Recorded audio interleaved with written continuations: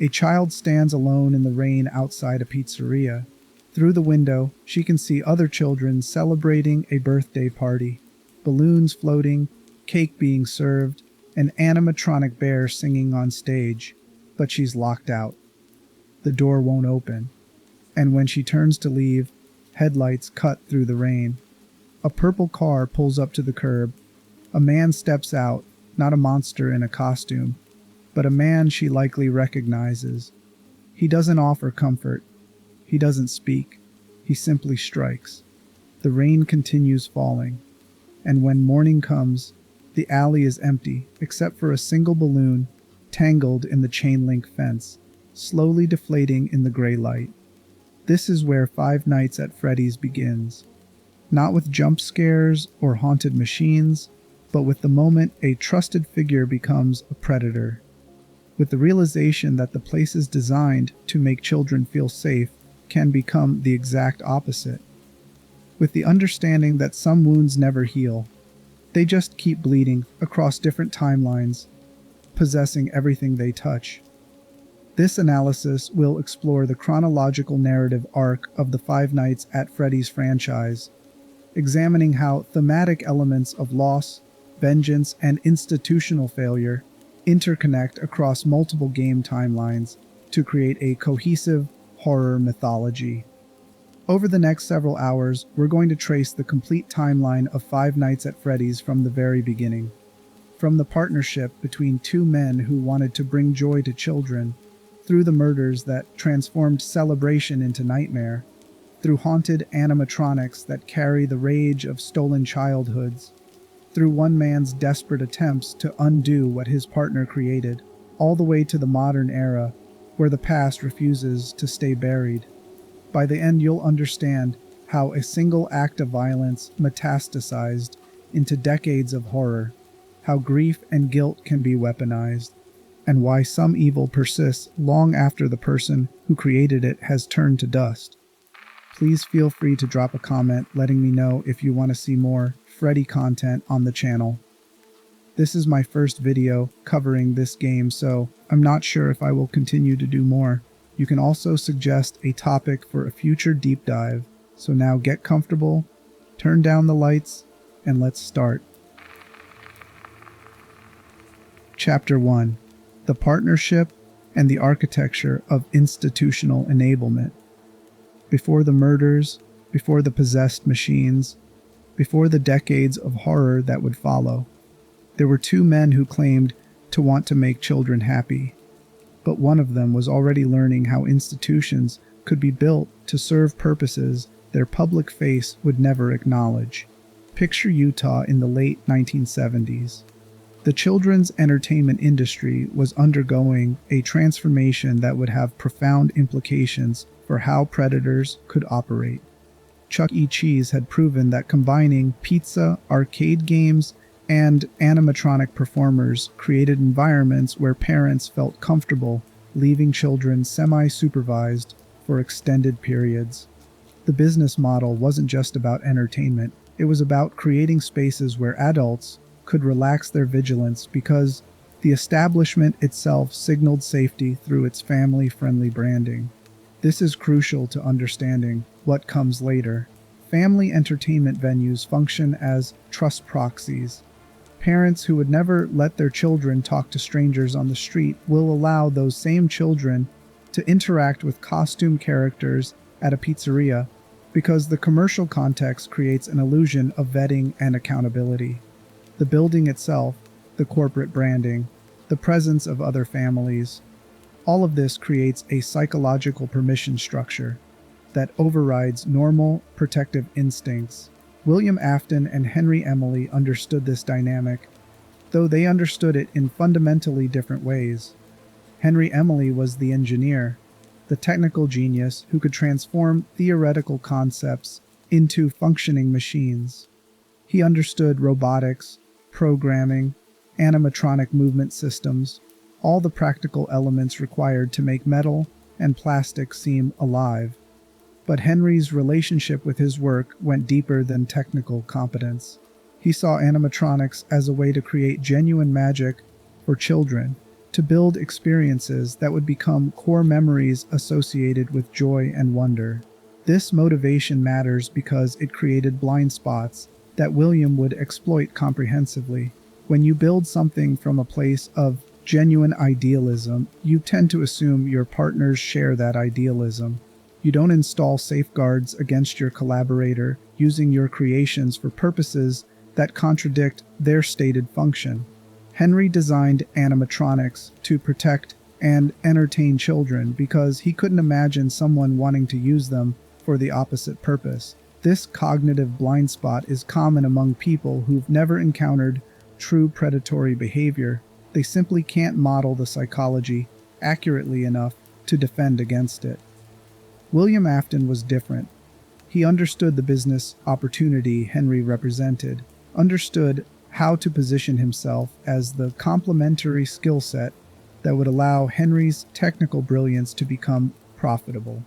William handled finances, marketing, and administrative elements that Henry had little interest in. But more importantly, William understood something Henry didn't: that institutions designed to serve one purpose could be structured to enable completely different objectives, as long as the person doing the structuring controlled the right access points. Together, they opened Fazbear's Family Diner. The location was modest: a single dining room with a small stage, a kitchen that could produce simple meals, enough space for birthday parties and family gatherings. The stars of the show were two Springlock animatronics, Fredbear and Spring Bonnie. These characters represented cutting-edge technology for the period, but they also represented something else that wouldn't become clear until much later: the beginning of William's experimentation with mechanisms that could kill while maintaining plausible deniability. The Springlock system was ingeniously dangerous, as automated animatronics that could perform programmed routines, and as wearable costumes that employees could climb inside to interact with children directly. The mechanism held animatronic components in place through a series of locks that could be carefully wound and released. When in animatronic mode, the mechanical parts filled the suit's interior. When switched to suit mode, the spring locks compressed these components against the suit's inner walls, creating just enough space for a human to fit inside. But the system was catastrophically unstable. Moisture could cause the spring locks to fail. Sudden impacts could trigger them. And when spring locks failed while someone was wearing the suit, the result was exactly what you'd expect: when compressed mechanical components snapped back into place with tremendous force. The wearer would be impaled by metal rods, crushed by gears and crossbeams, killed in ways that looked like tragic accidents rather than design flaws that should have prevented the suits from ever being used. The Springlock suits had accidents. Employees were injured or killed when the mechanisms triggered while they were wearing them. These incidents were documented, investigated, but never prosecuted as anything beyond workplace accidents. The company paid settlements, improved training protocols, and continued operating because the business model was too profitable to abandon over what could be framed as user error, rather than inherently dangerous design. This pattern established something critical. William learned early that deaths occurring through mechanical failure would be treated as accidents rather than crimes, that institutional responses would focus on liability management rather than criminal investigation, and that the right documentation and legal structure could insulate decision-makers from consequences even when their equipment was killing people. Fazbear's Family Diner was successful enough that William and Henry began planning expansion. They created a new brand, Freddy Fazbear's Pizza, and developed new characters to populate a larger entertainment space. Freddy Fazbear himself became the flagship character, a brown bear with a top hat and microphone who served as lead singer. Bonnie the blue rabbit played guitar. Chica the yellow chicken performed backup vocals. Foxy the red pirate fox entertained children with adventure stories. These weren't Springlock suits. They were purely animatronic, safer to operate but limited to programmed performances rather than direct interaction. The shift away from spring lock technology suggests that even Henry recognized the mechanisms were too dangerous to continue using at scale. But the original suits, Fredbear and Spring Bonnie, remained in service at the original diner location, still available for special events when direct character interaction was requested. The first Freddy Fazbear's Pizza opened, and Fazbear Entertainment was officially established as a corporate entity with William and Henry as co-founders. The expansion seemed to validate everything they'd worked toward. Children loved the characters, parents appreciated the convenience, revenue streams from dining, arcade games, and party bookings created sustainable profit. But underneath the successful business growth, something was crystallizing in William's psychology. He was watching Henry interact with children and seeing genuine warmth and connection that William couldn't replicate. He was observing his own children fail to thrive under his parenting despite having material advantages. And instead of recognizing these observations as evidence of his own emotional deficits, William began developing theories that would eventually justify treating children as experimental subjects. This is where institutional structure becomes indistinguishable from intentional predation. William had built a business that gave him access to vulnerable children in environments where their parents' vigilance was deliberately relaxed. He had costumes that made him appear trustworthy. He had back rooms and storage areas that weren't monitored. He had legal structures that would treat deaths as accidents rather than crimes. And he had a business partner whose idealism made him incapable of recognizing that the institution they'd built together could serve purposes that contradicted its stated mission. Every element was in place. William just needed to decide whether to act on the opportunities he'd created, and that decision would be triggered by something happening to Henry. Something that would devastate William's partner while simultaneously providing William with his first test case for theories about death, consciousness, and the supernatural properties of machines designed to entertain children. Henry's daughter was about to be murdered, and the person who killed her would use institutional access, trusted costumes, and the family entertainment venue's structure as weapons that made the crime almost invisible until it was far too late to prevent. Chapter 2. Charlotte Emily and the Prototype Murder. Understanding Charlotte Emily's death requires understanding what child psychologists call institutional trust transfer. Parents teach children to be wary of strangers, to avoid talking to people they don't know, to never leave designated safe areas. But those same parents teach children that certain contexts override these rules, that people wearing uniforms or costumes associated with trusted institutions can be approached, that commercial spaces designed for families are inherently safe, that the presence of corporate branding means adults have been vetted and approved. This cognitive framework is exactly what predators exploit. They don't need to overcome a child's stranger danger instincts if they can position themselves within trust frameworks that parents have already told their children to accept. A person wearing a police uniform, a teacher in a school setting, a costume character at a family restaurant bypass normal defensive psychology because institutions are supposed to filter out dangerous individuals before granting them those positions. Charlotte Emily was Henry's only child, the center of his world in ways that made everything else feel secondary. She'd grown up inside the pizzeria environment.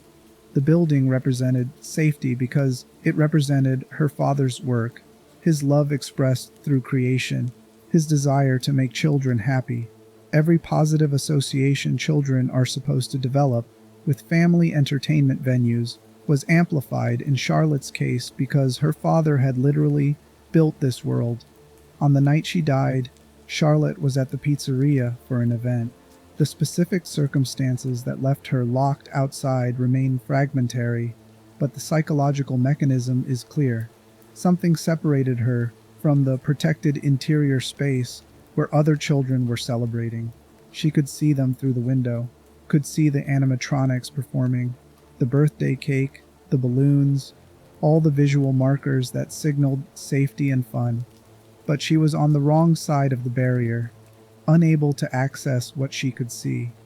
This creates a specific psychological vulnerability that William exploited. Charlotte wasn't lost in an unfamiliar area where stranger danger instincts would be active. She was outside her father's establishment, probably confused about why she couldn't get back inside, likely feeling frustrated rather than frightened. And when the Spring Bonnie character appeared, when someone wearing a costume she recognized from the diner, someone who represented her father's business and therefore represented safety, her defensive psychology had no reason to activate. William Afton was wearing the Spring Bonnie suit. The costume served multiple strategic purposes that reveal how thoroughly he'd planned this murder. First, it made him recognizable to Charlotte as part of the pizzeria environment rather than as a stranger. Second, it concealed his identity from any security cameras that might capture his movements. Third, it satisfied something in his psychology, the need to transform into something else, to shed William Afton the businessman and become something that could act on impulses he'd been developing. This last element is crucial for understanding William's pathology. He wasn't someone who lost control and committed impulsive violence. He was someone who'd constructed elaborate frameworks that allowed him to commit violence while maintaining psychological distance from his actions. The costume wasn't just practical. It was a dissociative tool that let William tell himself that Spring Bonnie killed Charlotte, that William Afton, the respected businessman, remained separate from William Afton, the child murderer. This kind of psychological compartmentalization is common among serial offenders who maintain double lives. The family man, who is also a murderer, doesn't experience cognitive dissonance because he's created internal structures that keep these identities separate. The costume, the institutional role, the business setting, all of these provide frameworks that allow someone to commit atrocities while preserving a self-image as a normal, functional person in other contexts. Charlotte approached the rabbit. She probably wasn't frightened. Spring Bonnie was familiar, represented her father's world, offered comfort in a moment of confusion and frustration. When the character suggested coming with him to somewhere safe, she had no framework for refusing. Every lesson she'd learned about institutional trust told her this was acceptable. The murder was quick. William wasn't experimenting yet, wasn't trying to test theories about consciousness and possession.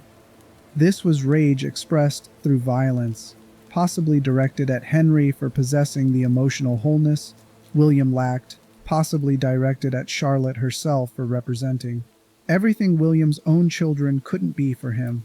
The psychological motivation is less important than the structural reality. William had created circumstances where murdering his business partner's daughter was possible, where the crime could be committed without immediate detection, where institutional frameworks would struggle to identify the perpetrator. Charlotte's body was discovered by an employee, or possibly by Henry himself. The police were called. An investigation was opened. But without clear evidence or witnesses, the case went cold quickly. Someone dressed as Spring Bonnie had been seen near the pizzeria, but that could have been any employee or even a customer's parent wearing a costume. William Afton wasn't immediately suspected because the question investigators ask is, why would he commit this crime? And that question assumes rational motivation that predatory behavior often lacks. William had murdered his business partner's daughter and gotten away with it completely. But Charlotte's death triggered something that William probably didn't anticipate, and that would eventually shape his entire theoretical framework about consciousness and machinery. Charlotte's soul didn't move on. Her consciousness, her rage, her betrayal, all of it remained, searching for something to anchor to, some way to remain present in the world that had stolen her future. She found the puppet. The security puppet was an animatronic Henry had designed specifically to protect children. This detail is devastatingly ironic in ways that reveal how institutional safety measures can actually enable the harm they're meant to prevent.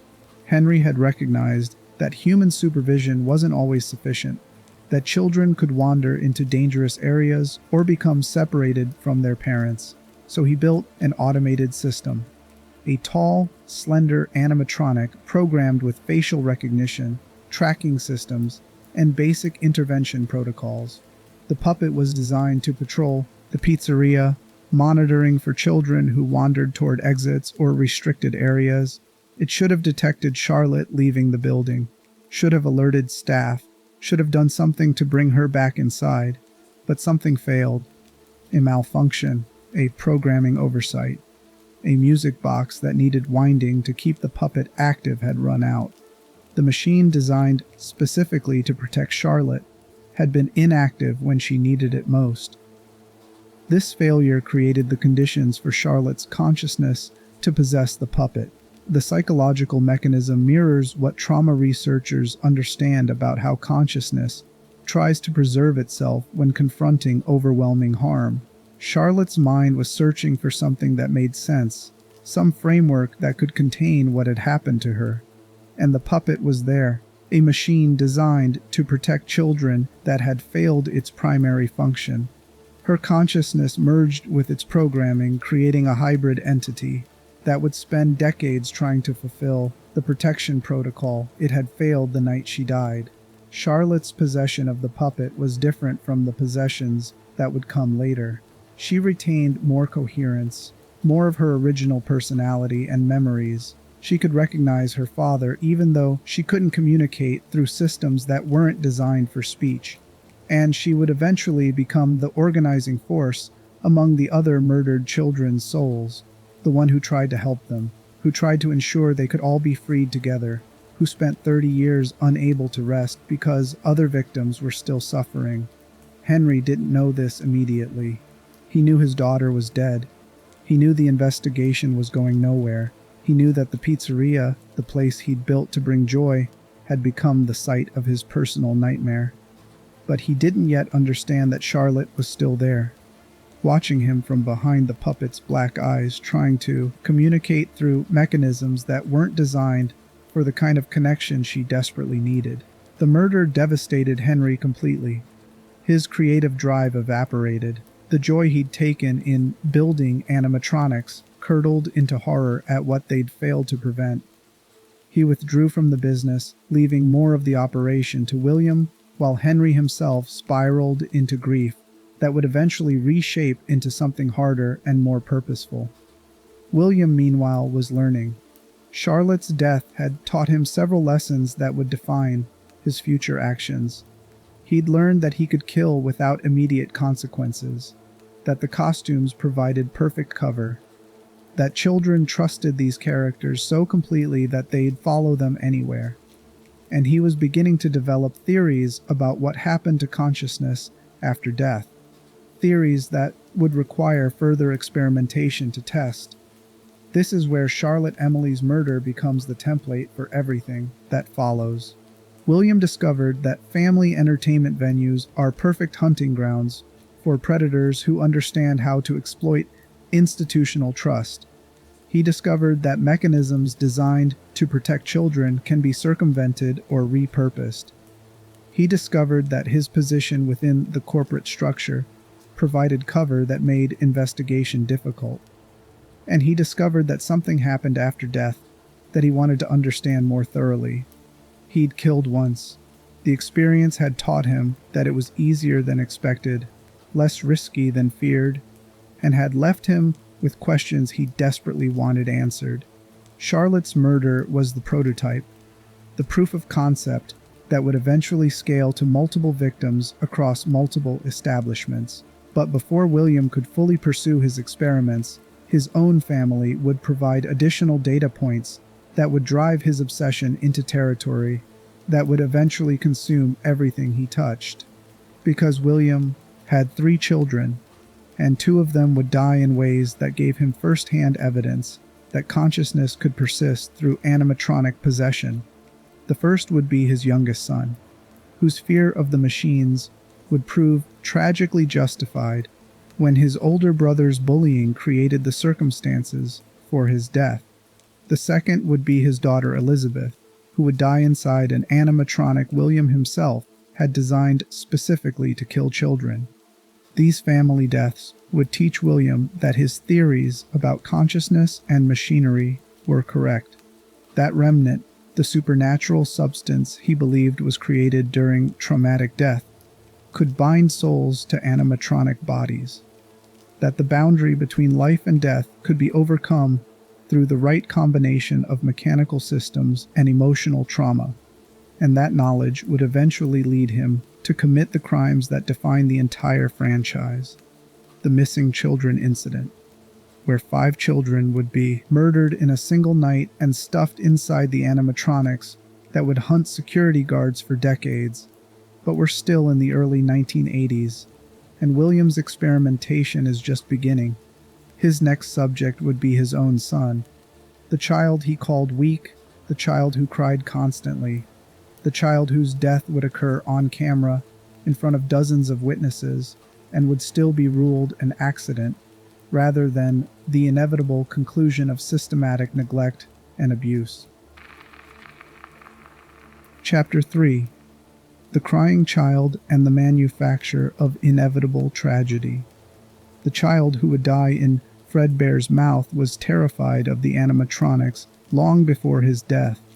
This fear wasn't irrational or childish. It was the kind of hypervigilance that develops in children who've learned their environment contains genuine threats that adults either won't or can't protect them from. Child psychologists recognize this presentation as a warning sign that something in the home environment has taught the child that the world is fundamentally unsafe, that protective figures are unreliable, and that survival requires constant monitoring for danger. William Afton's younger son, known only as the Crying Child because his actual name was never preserved in documentation, exhibited every marker of severe anxiety disorder rooted in chronic emotional neglect. He cried frequently and visibly. He couldn't be comforted through normal reassurance. He developed specific phobias around the animatronics that his family's business had created. And crucially, the adults around him treated these symptoms as character flaws rather than as evidence that the child needed intervention. This therapeutic failure is common in families where emotional neglect is systemic rather than episodic. William wasn't absent in the traditional sense. He was physically present, involved in his children's lives in observable ways, but his emotional availability was non-existent.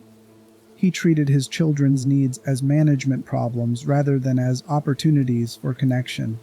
When the crying child exhibited fear, William's response was to tell him to stop being scared, as though anxiety was a choice that could be abandoned through willpower rather than a physiological response to genuine threat. This kind of parenting creates children who understand that their emotional experiences are burdens to the adults around them, that expressing fear or pain results in criticism rather than comfort, and that survival requires suppressing authentic responses, even when those responses are trying to communicate genuine danger.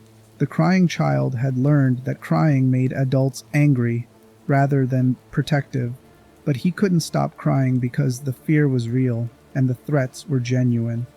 Michael Afton, the older brother, had his own response to growing up in William's household, where the younger son internalized everything and became anxious and withdrawn. Michael externalized his pain through aggression, directed at the one person more vulnerable than himself. This sibling dynamic is textbook trauma response. Children who can't express anger toward the parent who's failing them will redirect that anger toward safer targets. Typically younger siblings who can't effectively retaliate. Michael had friends, other teenagers who found entertainment in cruelty, and who enjoyed having a victim who couldn't effectively fight back. They wore masks of the animatronic characters, Foxy, Bonnie, Chica, and used them to terrorize the crying child. They'd chase him through the house, corner him in rooms, jump out from hiding places. The masks transformed the bullying from simple sibling conflict into something more psychologically damaging. They weaponized the exact imagery that already terrified their victim, teaching him that the things he feared most could be deployed against him by people who were supposed to be safe. This pattern reveals something crucial about how institutional horror operates at the family level. William had created animatronic characters designed to make children feel joy and safety, but within his own household, those same characters had been transformed into instruments of psychological torture. The gap between the public face of Fredbear's Family Diner, wholesome entertainment for families, and the private reality of how those characters functioned in William's home perfectly mirrors how institutions claim to serve protective functions while actually enabling harm. The crying child had no effective advocates. William treated his fear as weakness. The mother was either dead, absent, or as emotionally unavailable as William himself. Michael was actively tormenting him with adult permission through lack of intervention. And the animatronics, the very things the child needed protection from, were everywhere because they were the family business. The child couldn't escape the source of his trauma because it was simultaneously his home environment and his father's livelihood.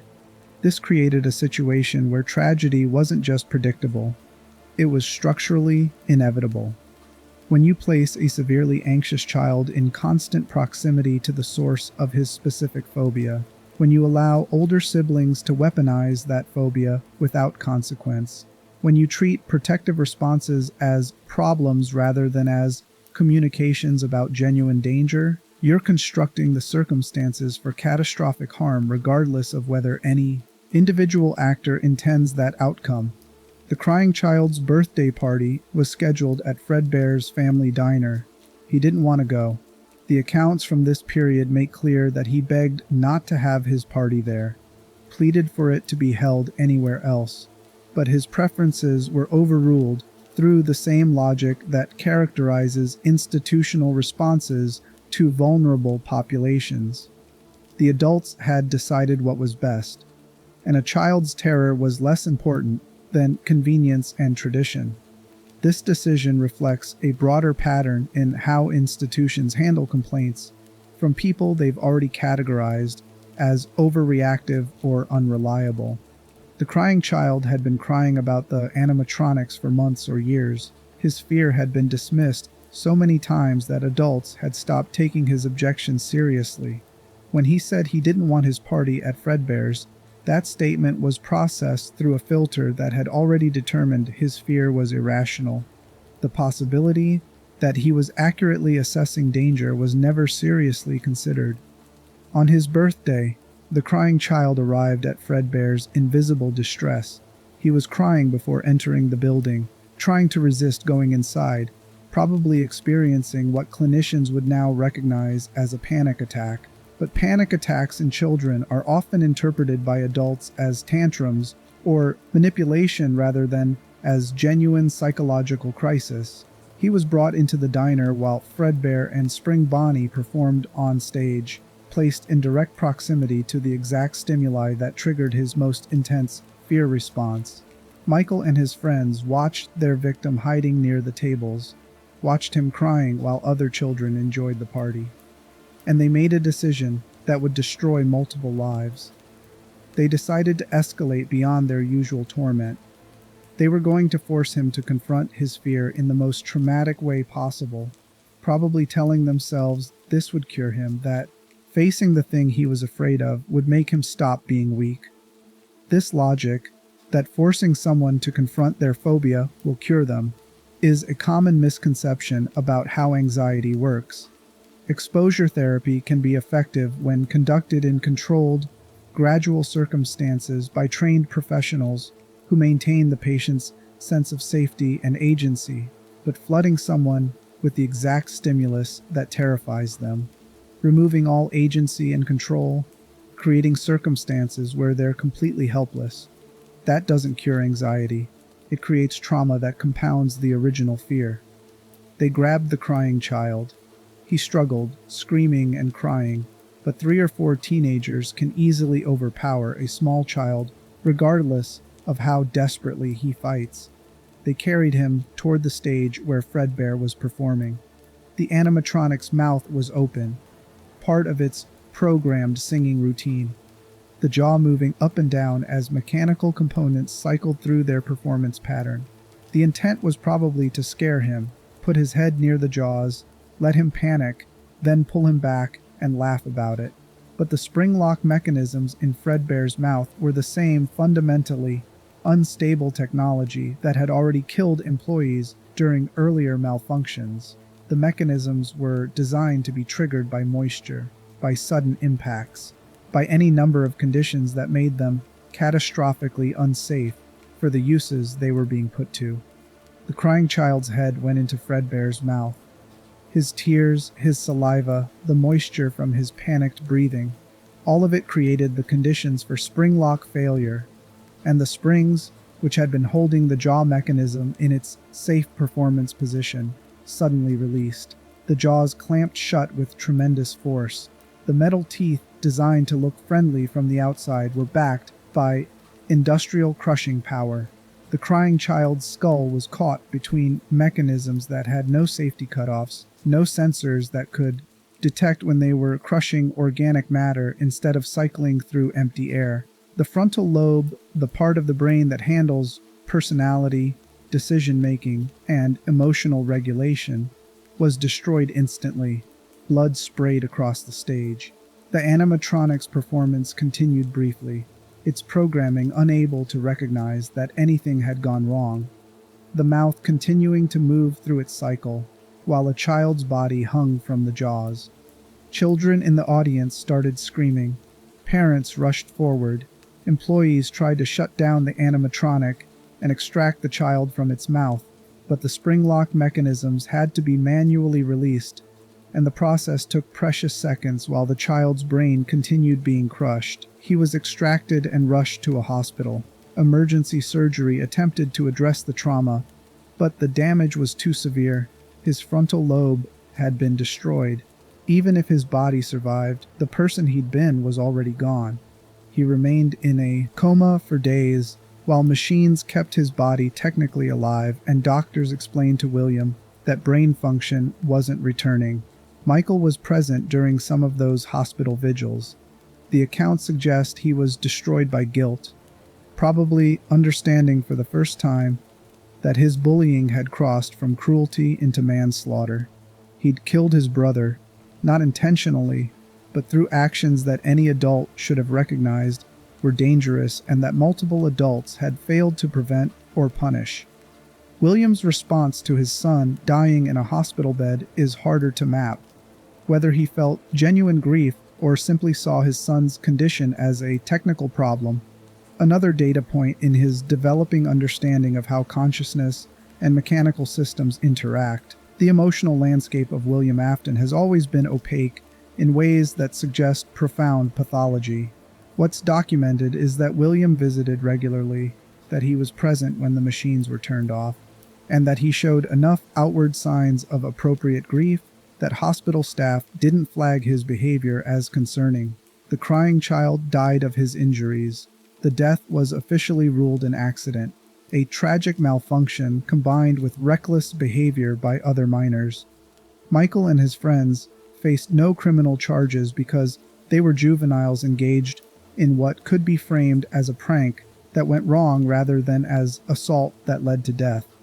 Fredbear's family diner closed shortly after. The spring lock suits were officially retired from active use, deemed too dangerous to continue operating even with additional safety protocols. The bite of '83 should have been the moment when William Afton's empire collapsed.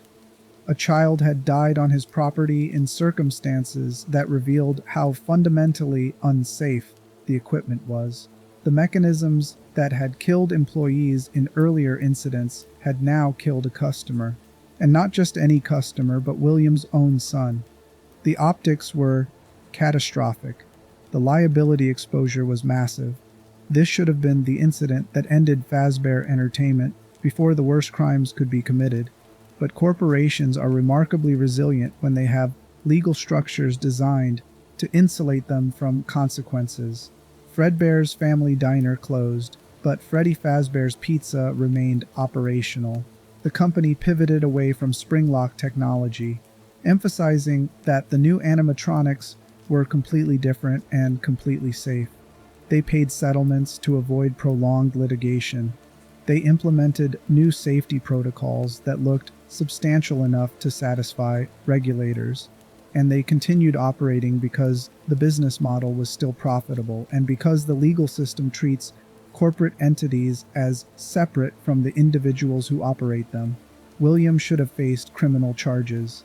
At minimum, he should have been investigated for criminal negligence, for allowing dangerous equipment to be used around children, for failing to supervise his own son's birthday party adequately, for creating circumstances where tragedy was predictable.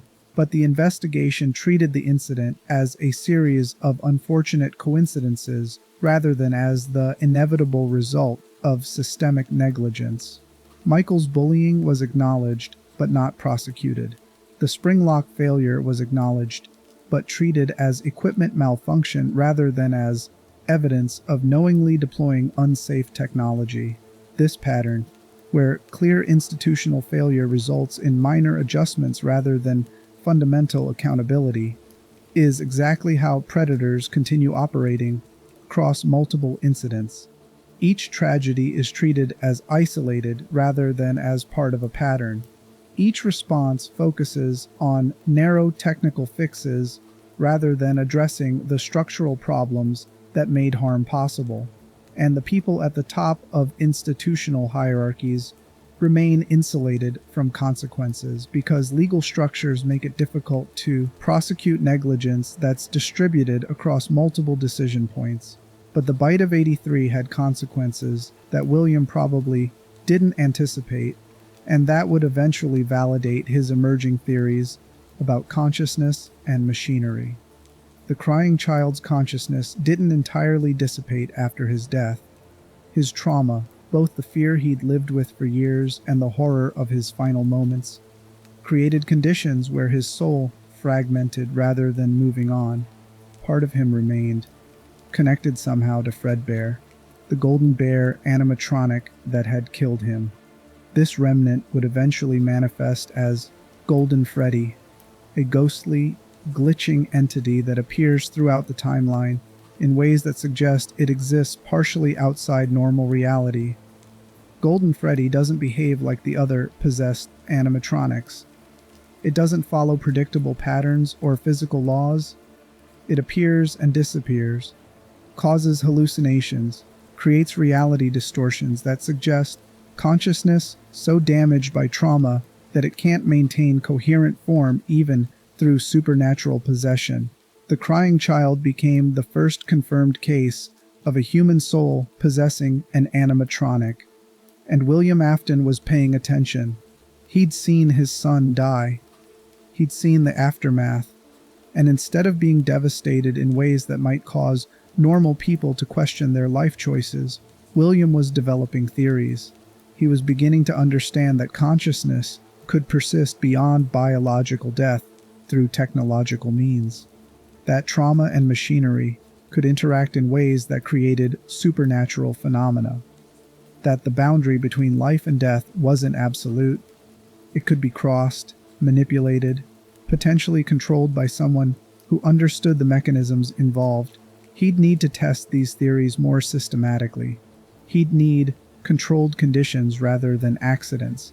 He'd need subjects who could provide clear data about what circumstances allowed consciousness to survive death through animatronic possession. He'd need to kill more children deliberately, document the process, and see whether the pattern would repeat at scale. Charlotte Emily's murder had taught William that he could kill without consequences. The crying child's death had taught him that consciousness could persist through animatronic possession. Now he just needed to combine these lessons.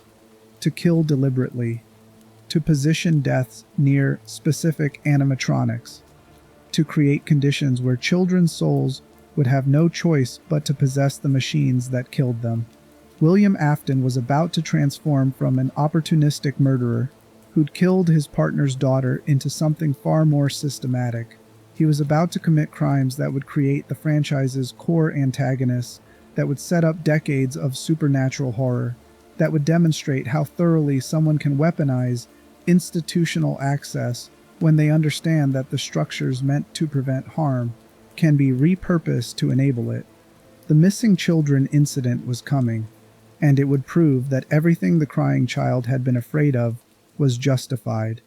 The animatronics were dangerous, adults couldn't be trusted to protect vulnerable children, and the places designed to represent safety could become tombs when the people running them decided profit and experimentation mattered more than the lives they were sacrificing.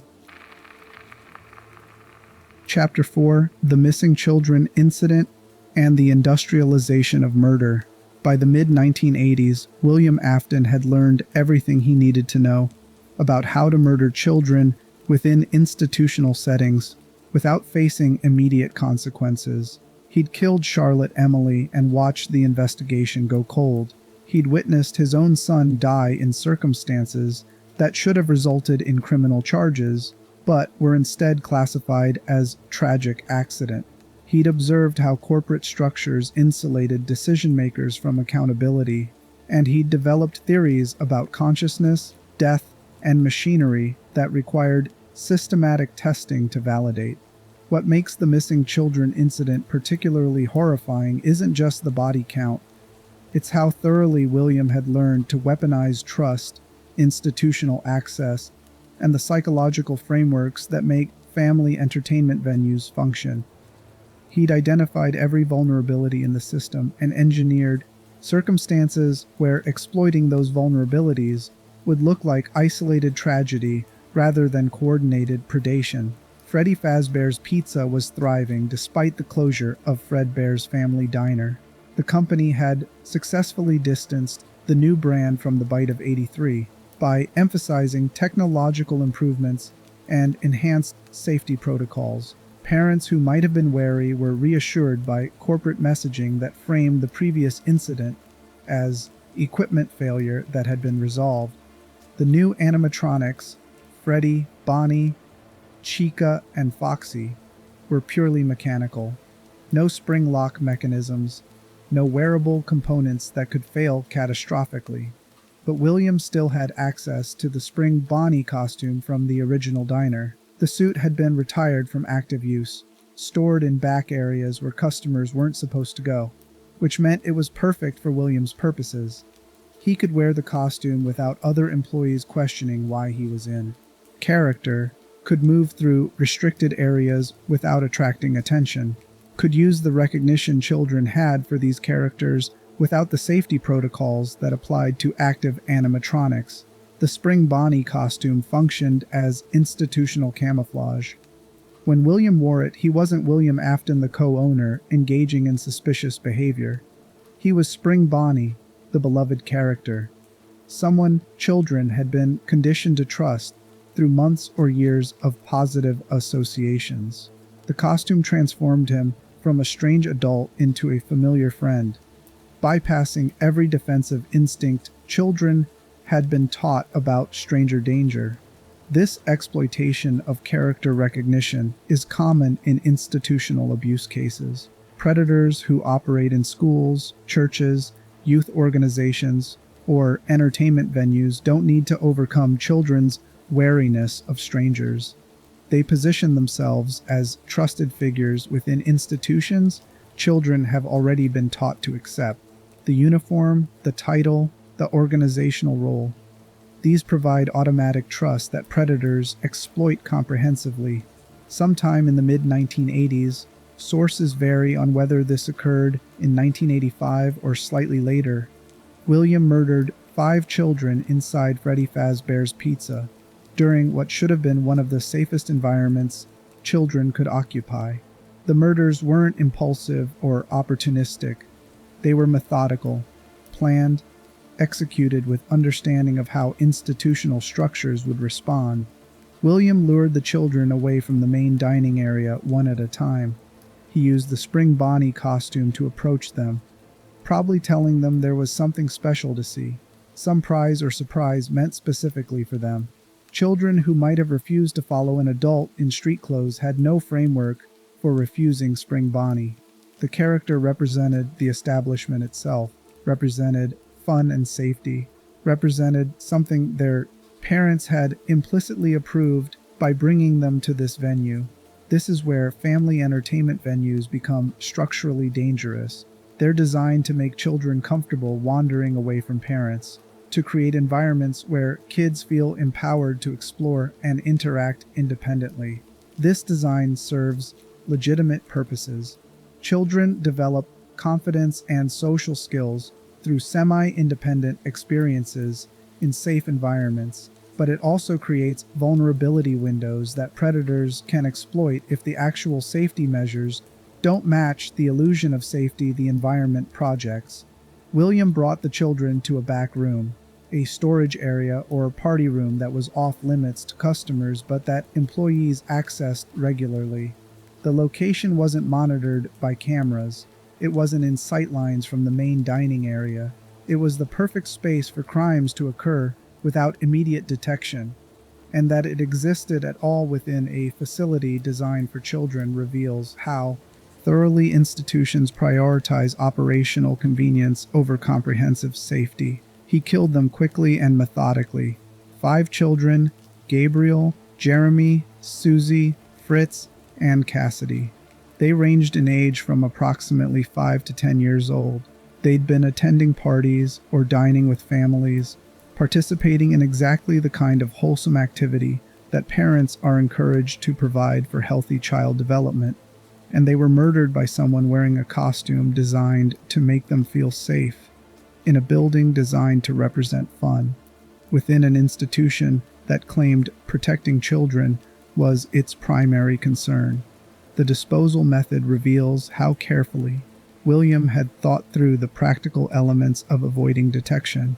He stuffed the bodies inside the animatronic suits stored in the back room: Freddy, Bonnie, Chica, Foxy, and a 5th suit whose identity varies across accounts, but may have been a spare golden Freddy costume. The suits' interiors were never designed to contain organic matter. They had metal endoskeletons, sharp edges, components that would compress and damage bodies being forced into spaces meant only for mechanical parts.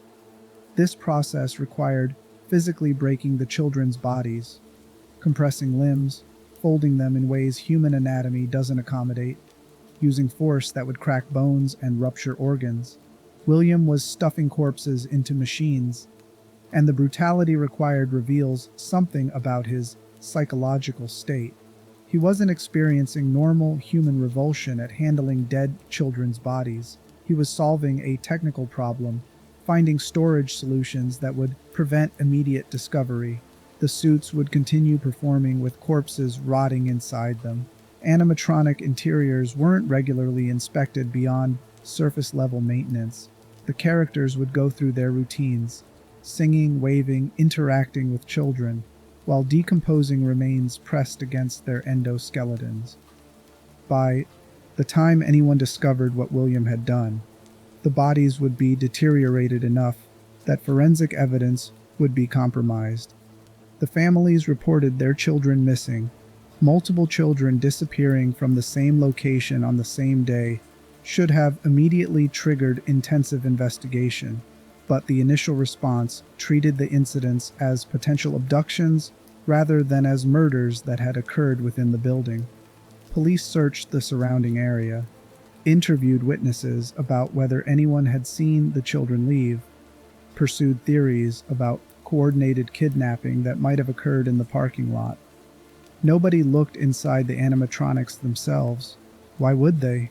The machines were entertainment equipment, part of the establishment's infrastructure, items so thoroughly associated with safety and fun that checking whether they contained corpses would seem paranoid rather than thorough. This investigative blind spot is exactly what William had calculated would occur. Institutions create psychological frameworks that make certain possibilities seem absurd enough that they're excluded from consideration even when evidence points toward them. The animatronics were designed to make children happy. Therefore, the animatronics couldn't be containers for murdered children. The logical leap was too large for investigators operating within normal assumptions about how entertainment venues functioned. Within days, the smell began. Employees noticed organic decay, reported it to management as potential pest infestation or food contamination. The pizzeria closed temporarily for deep cleaning. Maintenance staff examined the animatronics externally, looking for obvious problems, but the smell persisted, intensifying, eventually becoming so overwhelming that someone finally opened the animatronic suits to check their interiors. The discovery of 5 decomposing children's bodies stuffed inside entertainment equipment made national news. The horror was so complete that it became a defining story about how places meant to be safe for children could become the opposite. Parents across the country learned that family entertainment venues weren't automatically protective, that institutional branding didn't guarantee safety, that the people operating these establishments might be predators, exploiting parental trust. The missing children incident should have destroyed Fazbear Entertainment completely. Multiple child murders occurring on their property, bodies hidden in their equipment, circumstances suggesting either employee involvement or catastrophic security failure. Any of these should have resulted in criminal investigations that would expose the company's structural negligence. Combined, they should have been fatal to the business. But corporations survive through legal structures that make them remarkably resilient against accountability. The location where the murders occurred closed permanently. The company expressed horror and cooperation with investigations. They implemented new security protocols, installed cameras, hired additional staff. They framed the incident as the actions of a lone criminal who'd exploited their trust, rather than as evidence that their entire operational model was predicated on sacrificing children's safety for profit margins. William Afton should have been arrested immediately. He was co-owner, had unlimited access to every area where the crimes occurred, had been present during the time frame when children disappeared, but he was also wealthy, connected, and skilled at performing appropriate concern.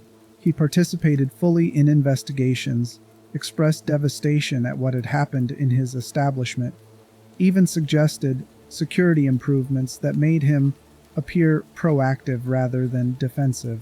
His performance was convincing enough that suspicion never consolidated into charges. The investigation focused on employees with criminal histories, on strangers who might have gained access to the building, on theories about outside perpetrators rather than on the possibility that the person responsible was at the top of the institutional hierarchy rather than at the bottom. This investigative pattern reflects how accountability functions differently across class and power hierarchies. Low-level employees face intensive scrutiny for minor infractions. People at the top of organizations are assumed to be trustworthy, unless overwhelming evidence proves otherwise. William's position as co-owner actually protected him from suspicion because investigators couldn't model a scenario where someone would murder children in his own establishment. They assumed self-interest would prevent such behavior rather than recognizing that self-interest can motivate crimes when the perpetrator believes they can avoid consequences. The case remained open but unsolved. Families buried their children. The pizzeria's reputation was destroyed despite corporate attempts to rehabilitate the brand. And William walked free, having murdered 5 children and confirmed his theories about consciousness, death, and animatronic possession, because the murders achieved exactly what William intended. The children's consciousness didn't fade after death. Their rage, their betrayal, their desperate need to remain connected to the world, all of it anchored to the animatronics that had become their coffins. Gabriel possessed Freddy Fazbear, the lead singer, transforming the friendly bear into something that moved with purpose beyond its programming. Jeremy possessed Bonnie, the guitar player, giving the Blue Rabbit awareness that recognized threats and targeted them. Susie possessed Chica, the backup singer, filling the yellow chicken with fury that had nowhere to go except toward any adult wearing the uniform that represented institutional failure. Fritz possessed Foxy, the pirate fox, creating an animatronic that actively hunted rather than waiting to be approached, and Cassidy possessed Golden Freddy, becoming the most dangerous presence in the pizzeria, a glitching entity that could appear and disappear, that seemed to exist partially outside normal reality, that was so damaged by trauma that consciousness itself had become weapon. These weren't malfunctions or programming errors. The animatronics were haunted by children who remembered being murdered, who recognized that William Afton had betrayed them, who wanted revenge against anyone wearing the uniform that represented the establishment that had failed to protect them. But here's where William's calculations revealed a flaw he couldn't have anticipated. The children didn't possess perfect memory of who'd killed them. They knew they'd been lured away by Spring Bonnie, but trauma had fragmented their ability to distinguish between the character and the man wearing the costume. They knew adults in uniforms had failed to protect them, but they couldn't identify which specific adult was responsible. So when the animatronics activated at night, when the murdered children took full control of their mechanical bodies, they hunted anyone wearing a security guard uniform. They couldn't distinguish between William Afton and random employees hired years later. They just knew that people in uniforms represented the institutional failure that had allowed their murders, and that everyone wearing those uniforms needed to be punished. Fazbear Entertainment discovered this pattern quickly. Night guards reported that the animatronics left their stages after hours, wandered through the building, appeared in doorways and hallways in ways that couldn't be explained by programming. Guards who couldn't reach morning described being chased, being cornered, watching the animatronics approach with movements that suggested intent rather than malfunction. The company's response revealed how thoroughly institutional priorities differ from individual safety. They didn't shut down operations. They didn't investigate why the animatronics were behaving this way. They hired security guards at minimum wage, provided minimal training, and maintained legal fictions that the animatronics were merely malfunctioning rather than supernaturally dangerous. This decision to continue operating with known supernatural threats reveals the ultimate calculus of institutional evil. Fazbear Entertainment could have acknowledged that their equipment was possessed by murdered children, that continuing operations meant feeding more victims to those angry spirits, that the ethical choice was permanent closure. But closure would mean accepting liability, abandoning revenue streams, admitting that profit had been prioritized over children's lives. So they chose to keep hiring night guards who would either quit in terror or die when the animatronics successfully breached their office. They framed this as normal employment rather than as human sacrifice. They paid settlements to families rather than addressing root causes, and they maintained corporate fictions that made each death look like isolated tragedy rather than like the inevitable result of decisions made at the executive level. This pattern would continue for years. The missing children incident established the template. William commits murders. Institutions enable those murders through negligence and cover-up. Victims become trapped, seeking revenge, and new innocent people get caught in cycles of violence they didn't create and can't escape. But William wasn't finished experimenting. He'd proven that murdered children's souls would possess animatronics. Now he wanted to understand Remnant more thoroughly, to extract it, concentrate it, potentially use it to achieve the immortality he'd become obsessed with. He needed a private facility where he could conduct research without corporate oversight. He created Circus Baby's Pizza World, and the animatronics he designed there would be built specifically to kill children efficiently, to capture their bodies for remnant extraction, to test theories that would eventually cost William everything he'd pretended to care about, including his own daughter. Chapter 5. Circus Baby's Pizza World, and the weaponization of paternal neglect. William Afton's relationship with his children reveals a pattern common among perpetrators who commit crimes against categories that include their own family members. The inability to recognize people as fully human extends even to biological relationships that should create automatic protective instincts. William had 3 children and failed all of them comprehensively, but in ways that varied based on what each child represented to his psychology. Michael, the oldest, received attention primarily as a tool for managing the younger children. William's parenting of Michael consisted mainly of delegating authority without providing guidance about how to exercise that authority ethically. This created a teenager who understood he had power over his younger brother, but who had no framework for recognizing when that power was being abused. Michael's bullying wasn't just adolescent cruelty. It was learned behavior from watching how William treated vulnerability as something to exploit rather than protect. The crying child, the middle son, represented everything William despised about human weakness. The child's anxiety, his tears, his inability to suppress fear through willpower alone. All of this triggered contempt in William rather than protective concern.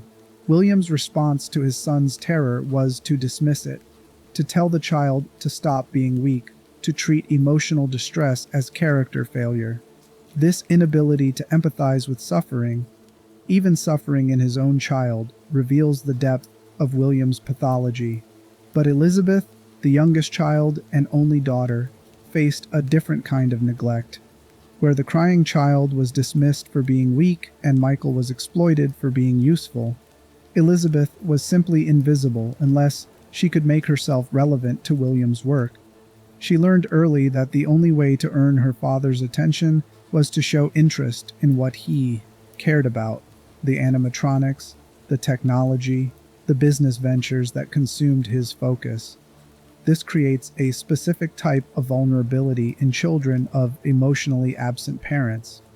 Elizabeth didn't just want her father's love, she needed it for normal psychological development. And when that love wasn't freely given, she began performing behaviors she thought would earn it. She studied the animatronics. She asked questions about how they worked. She tried to position herself as useful or interesting in contexts where William was engaged. This desperate bid for parental attention is heartbreaking in ways that become more devastating when you understand what William was actually building while Elizabeth was trying to earn his approval. Because William wasn't creating entertainment anymore. He'd moved beyond that pretense entirely. He was designing animatronics specifically to kill children, to capture their bodies, to extract remnant for experimentation.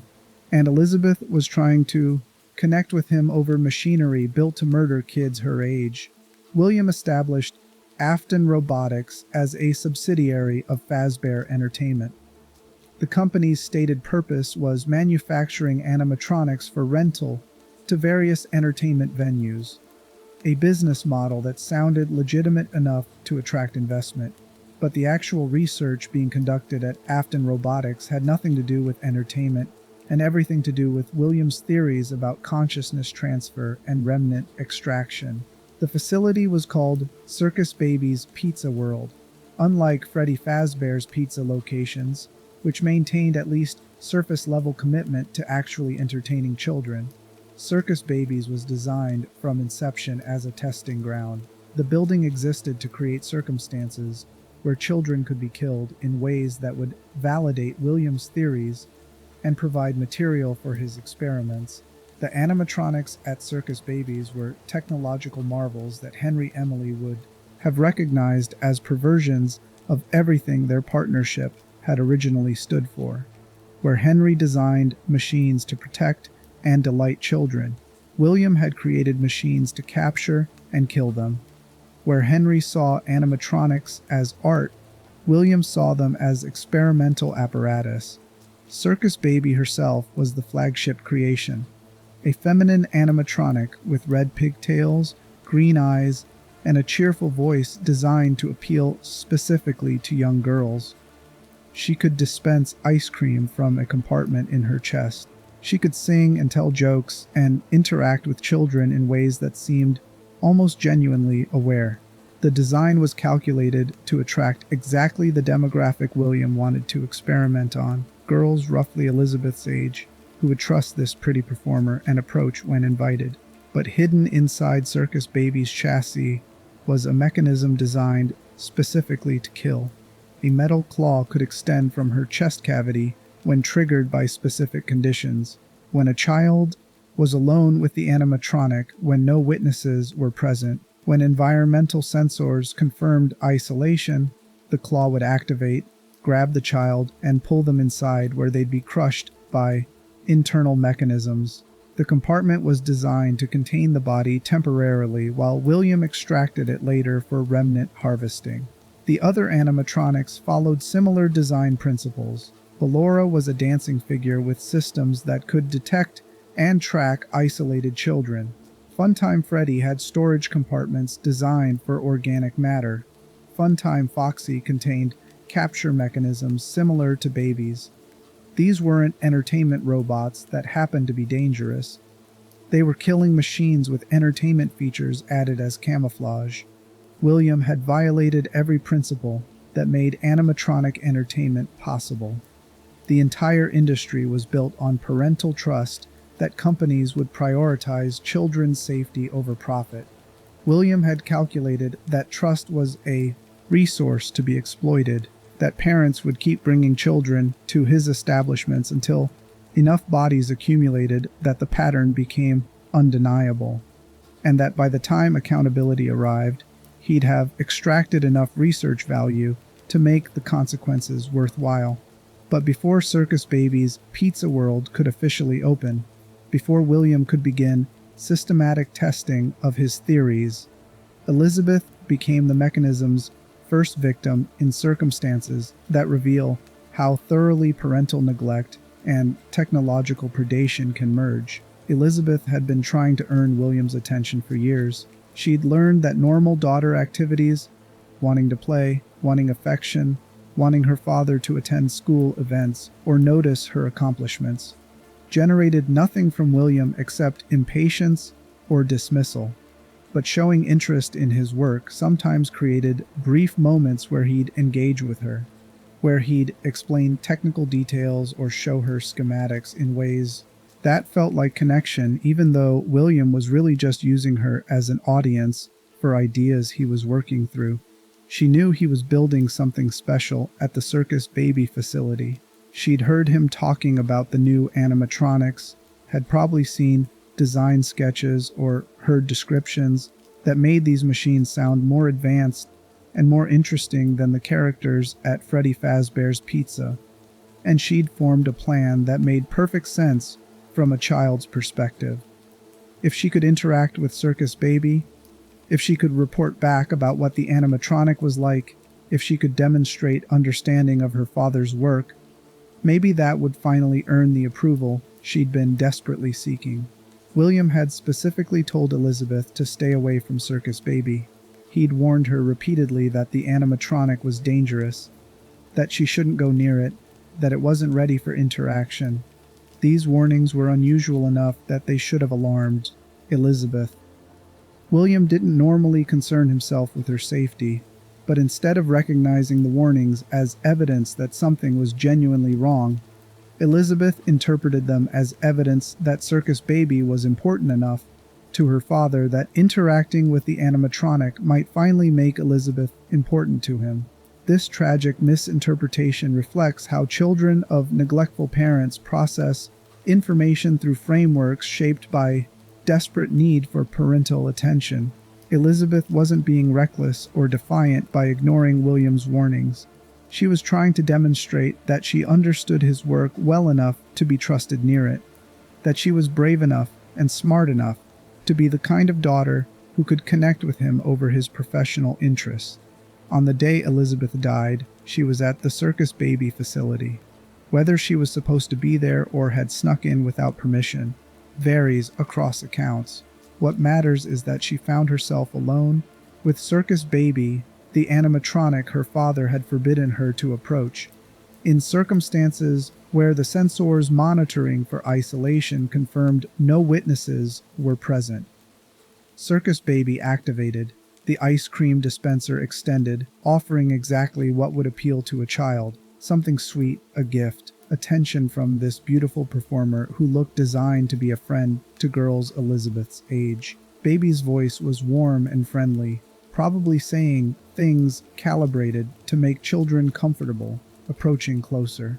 Elizabeth stepped forward, probably thrilled that the animatronic was acknowledging her, probably already planning how she'd tell her father about this interaction in ways that would prove she understood his work. She was reaching for the ice cream when the claw mechanism triggered. It grabbed Elizabeth, pulled her into Circus Baby's chest cavity, and killed her instantly. The machine had functioned exactly as William designed it to, detecting a lone child and executing its capture protocol with mechanical precision. It couldn't distinguish between William's daughter and any other potential victim.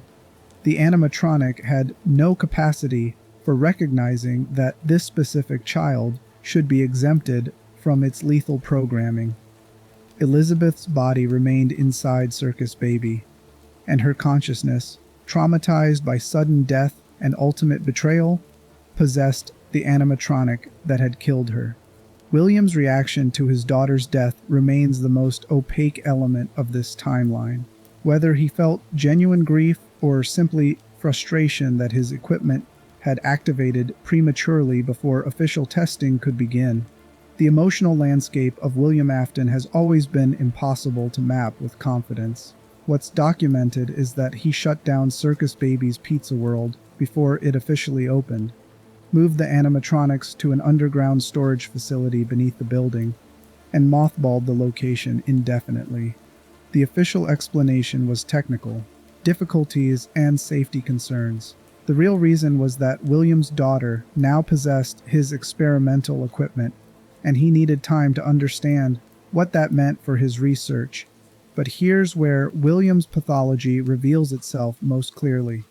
A normal parent who'd built a killing machine that murdered their own child would destroy that machine, would abandon the research, would recognize that some pursuits cost too much regardless of their potential value. William did none of these things. He kept Circus Baby operational, kept the other animatronics in storage, preserved all his research and design specifications. Elizabeth's death was regrettable, but it was also data, confirmation that his theories about consciousness possession were correct, evidence that remnant could be created through traumatic death, validation that his work had merit even if the cost had been personal.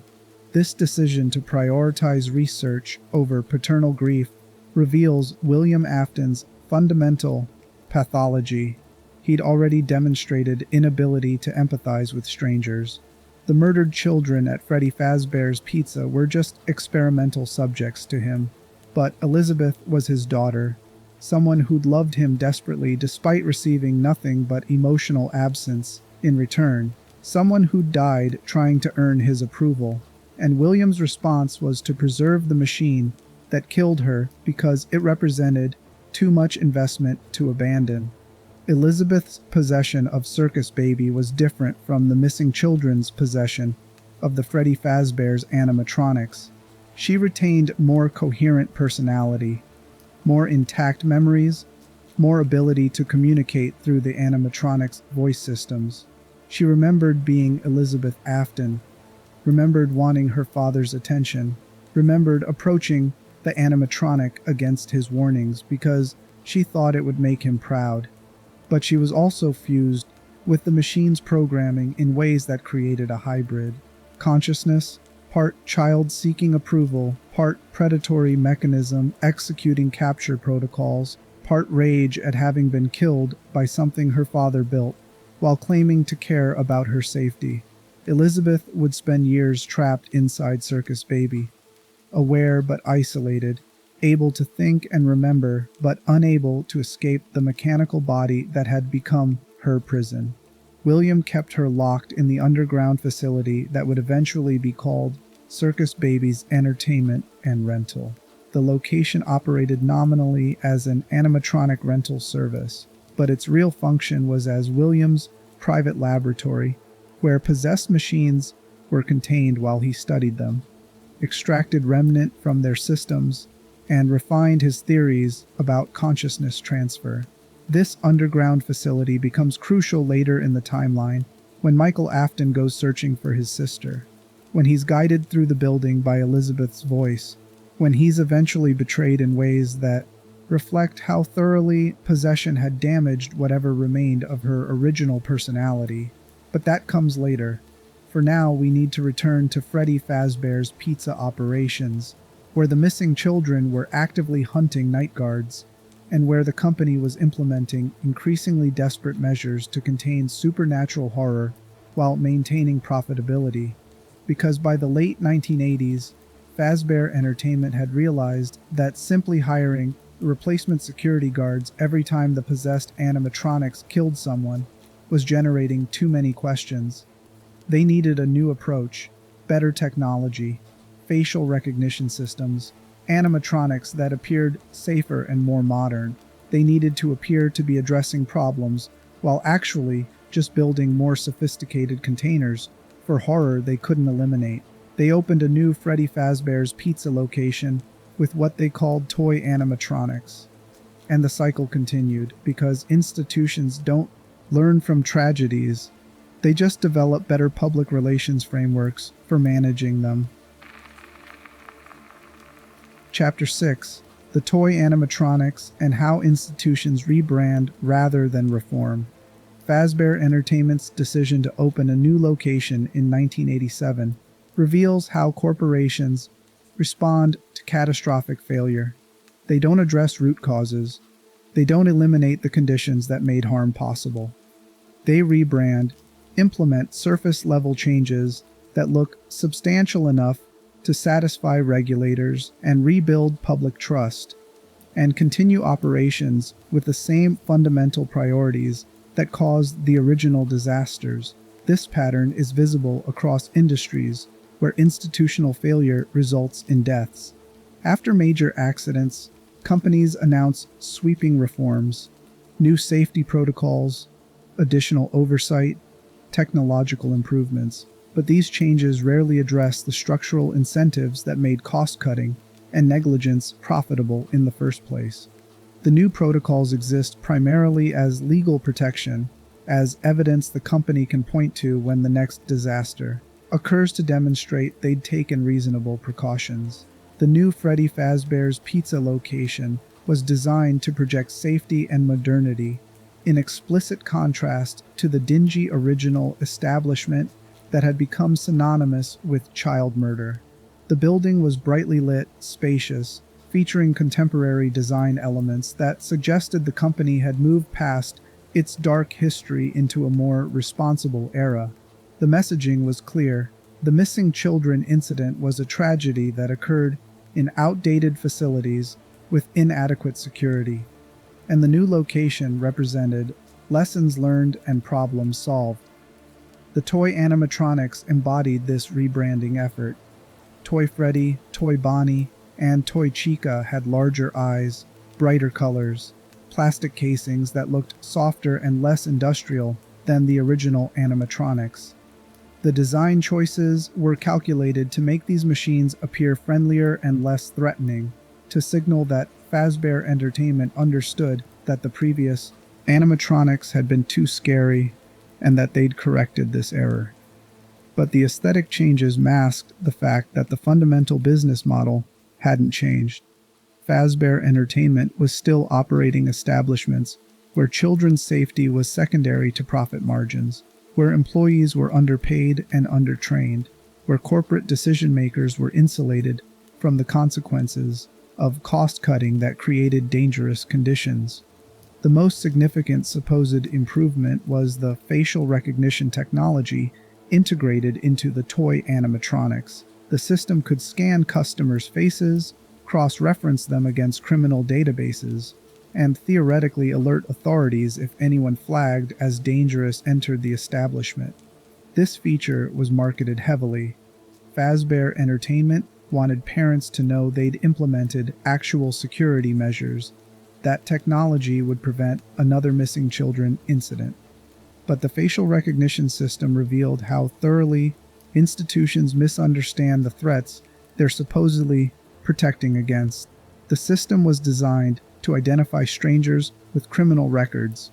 It couldn't identify William Afton because William had never been convicted of anything. His crimes remained officially unsolved. The technology meant to prevent child predators from accessing victims was completely blind to the actual perpetrator who'd committed the original murders and who still had unlimited access to the facility as co-owner.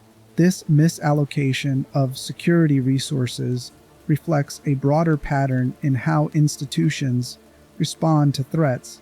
They implement measures that look impressive and that address public fears about stranger danger, while completely ignoring the statistical reality that most child abuse occurs at the hands of trusted authority figures rather than random criminals. The facial recognition system made parents feel safer without actually making children safer, which from a corporate perspective was perfect. It rebuilt trust without requiring Fazbear Entertainment to address how their own leadership had enabled the original murders. The new location also contained the original animatronics from the first Freddy Fazbear's Pizza. Freddy, Bonnie, Chica, and Foxy, still possessed by the murdered children, were moved to the new building and stored in a back room. The official justification was that they'd be used for parts, that the new toy animatronics were superior in every way, and the old models were obsolete. But the real reason was that Fazbear Entertainment didn't know how to safely dispose of possessed machines. Destroying the animatronics felt risky given how unpredictable the supernatural elements had become. What if the spirits retaliated? What if destroying their physical housing just freed them to possess other equipment? The company had no framework for dealing with supernatural possession, so they defaulted to containment. Lock the possessed animatronics in the back room, keep them deactivated during the day, and hope they wouldn't cause problems. This decision to store possessed animatronics in the same building where new customers were being served reveals how thoroughly Fazbear Entertainment prioritized profit over safety. They knew the machines were dangerous. They knew the murdered children's spirits were actively hostile, and they decided the most cost-effective solution was keeping the threat contained in a back room, rather than permanently closing or properly addressing the supernatural horror they were managing. The old animatronics didn't stay dormant. At night, they activated and moved through the building, still hunting anyone wearing a security uniform, still trying to enact revenge against the institution that had failed to protect them. The night guards hired for the new location faced threats from both the toy animatronics, which had their own glitches and behavioral problems, and the original possessed animatronics that would emerge from the back room once the building emptied of customers. This created an environment where security guards were facing multiple categories of threats simultaneously. The toy animatronics moved unpredictably due to programming errors, or possibly due to environmental contamination from being stored in the same facility as possessed machines. The original animatronics hunted with supernatural awareness and malicious intent, and the guards were given minimal information, minimal training, and minimal pay to deal with circumstances that no reasonable person would accept if they understood the actual risks. Fazbear Entertainment's treatment of night guards reveals the clearest evidence of institutional evil. The company knew their employees were in danger. They knew the animatronics were behaving in ways that suggested supernatural possession. They knew previous guards had quit in terror or disappeared under suspicious circumstances, and their response was to continue hiring desperate people at minimum wage while maintaining legal fictions that the job was safe and the animatronics were just malfunctioning. This pattern, where institutions knowingly place vulnerable employees in dangerous conditions while lying about the level of risk, is common across industries where labor is cheap and liability can be managed through legal structures. The company calculates that settlements for injured or killed workers cost less than actually fixing the dangerous conditions. They rely on employee desperation to keep positions filled, despite high turnover, and they use non-disclosure agreements and arbitration clauses to prevent workers from organizing or publicizing the actual dangers they face. The night guards at this location experience escalating supernatural encounters. The toy animatronics appeared in doorways, their facial recognition systems creating uncanny eye contact that suggested awareness beyond programming. The original animatronics moved with obvious hostile intent, their approaches calculated to corner and trap rather than just randomly wandering, and guards who survived multiple nights reported psychological effects, nightmares, paranoia, the sense of being watched, even after leaving the building. These psychological effects reflect what trauma researchers understand about how sustained threat exposure damages mental health. The guards weren't just experiencing momentary fear, they were spending 8-hour shifts in environments where they could be killed at any moment, where they had minimal defensive options, where the institutional response to their reports of danger was dismissal and gaslighting. This creates complex PTSD characterized by hypervigilance, difficulty trusting that any environment is safe, and long-term anxiety that persists years after the traumatic exposure ends. But Fazbear Entertainment treated guard turnover as a human resources problem rather than as evidence of systematic employee endangerment. When guards quit, the company hired replacements. When guards reported supernatural encounters, the company suggested stress-induced hallucinations. When guards died or disappeared, the company paid settlements and moved on. The institutional response was calibrated to minimize liability rather than to protect human life. This pattern continued until the Bite of 87 forced the company's hand in ways the missing children incident hadn't. Because this time, the victim wasn't a child who'd been murdered in secret, it was someone injured in public during operating hours, with witnesses present. The incident occurred during the day while children and families were in the pizzeria. One of the animatronics bit a person's frontal lobe, causing catastrophic brain damage. The specific animatronic involved remains disputed. Some accounts point to Toy Chica, others suggest Mangle, a damaged Funtime Foxy that children were allowed to repeatedly disassemble and rebuild as part of an interactive exhibit. What matters is that an animatronic designed with enhanced safety features and marketed as representing Fazbear Entertainment's commitment to protecting customers had catastrophically injured someone in ways that couldn't be explained away or covered up. The victim survived, but with permanent brain damage.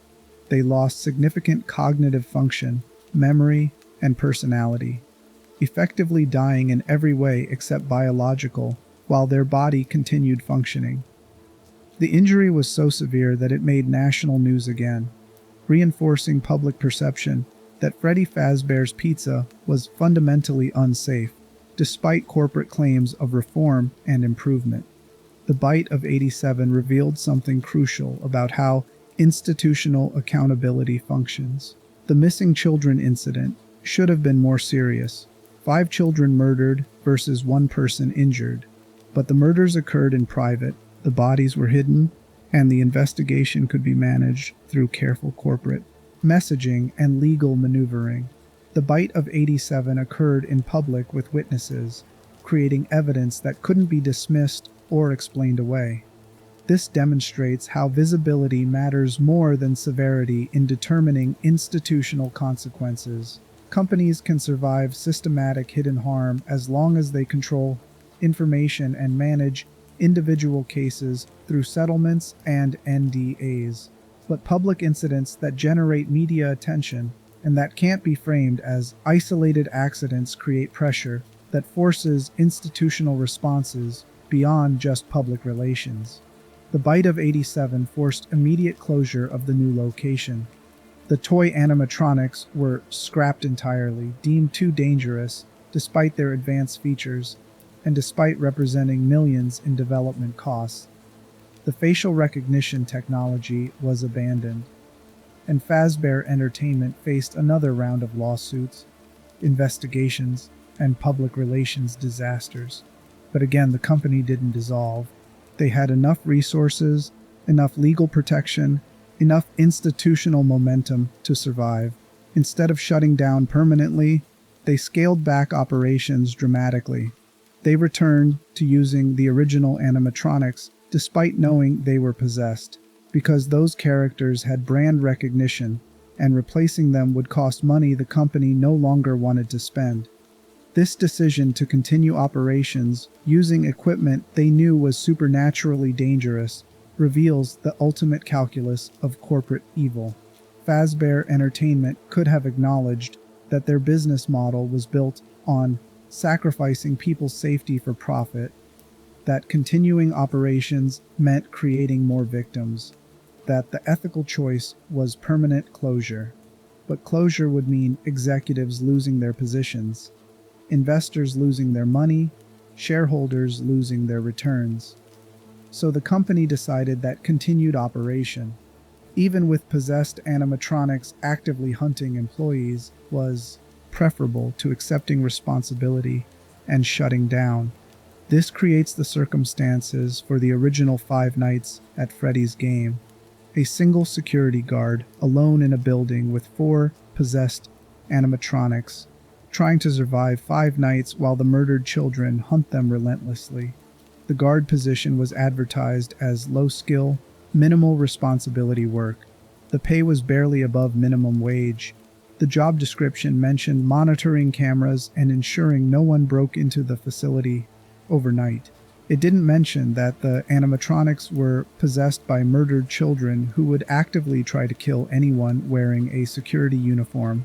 It didn't mention that previous guards had quit in terror or died when the animatronics successfully breached their office. It didn't mention that the company knew about these dangers and was deliberately concealing them from job applicants. This deceptive hiring practice reflects how institutions exploit information asymmetry to endanger vulnerable workers.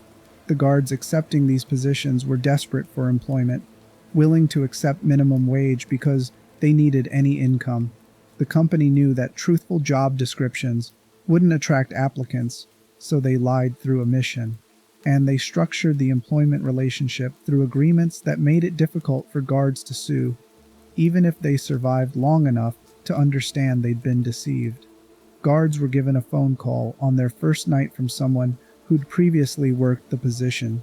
The caller provided oblique warnings about the animatronics moving around, about how they'd try to stuff anyone they caught into spare animatronic suits, about how the spring lock mechanisms in those suits would activate and kill whoever was forced inside.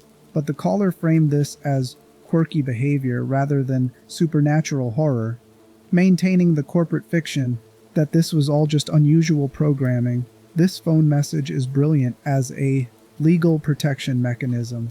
The company could claim they'd warned employees about potential dangers, that the previous guard had provided relevant information, that anyone who accepted the position after hearing the warnings had assumed known risks. But the warnings were delivered in ways that made the actual danger level unclear. They sounded like someone joking or exaggerating rather than like genuine threat assessment. Most guards didn't survive the week. They'd quit after experiencing genuine terror, or they'd be killed when the animatronics successfully breached their office. Fazbear Entertainment would quietly hire replacements, continuing the cycle because security guards were cheaper than actually addressing the possessed animatronics or permanently closing operations. This pattern, where institutional evil functions through sustained small-scale sacrifices rather than spectacular large-scale disasters, is more common than dramatic incidents like the missing children incident or the bite of 87. Most institutional harm occurs through routine operations where vulnerable people are systematically endangered, where their deaths are individually explainable and therefore don't trigger major investigations. where the company can maintain plausible deniability about knowing the full extent of the danger. The night guards at Freddy Fazbear's Pizza represent this category of victim. They weren't children who could generate public sympathy. They were adults accepting employment, which made their deaths easier to frame as results of individual failure. They didn't follow protocols. They made mistakes. They accepted positions they should have known were dangerous. The fact that the company had deliberately concealed the supernatural threats and lied about working conditions gets obscured when victims are categorized as consenting employees rather than as exploited workers. By the early 1990s, Fazbear Entertainment was running out of resources and credibility. The bite of '87 had destroyed what little public trust remained. Insurance companies were refusing coverage. Investors were pulling out. The company was approaching bankruptcy while still trying to maintain operations through increasingly desperate cost-cutting. And William Afton was still out there, still experimenting, still trying to understand remnant and immortality. His crimes had gone unpunished for over a decade. He'd murdered at least 6 children, Charlotte Emily, his own son through negligent homicide, 5 children in the missing children incident, Elizabeth through his killing machine. He'd built equipment designed to murder and harvest remnant.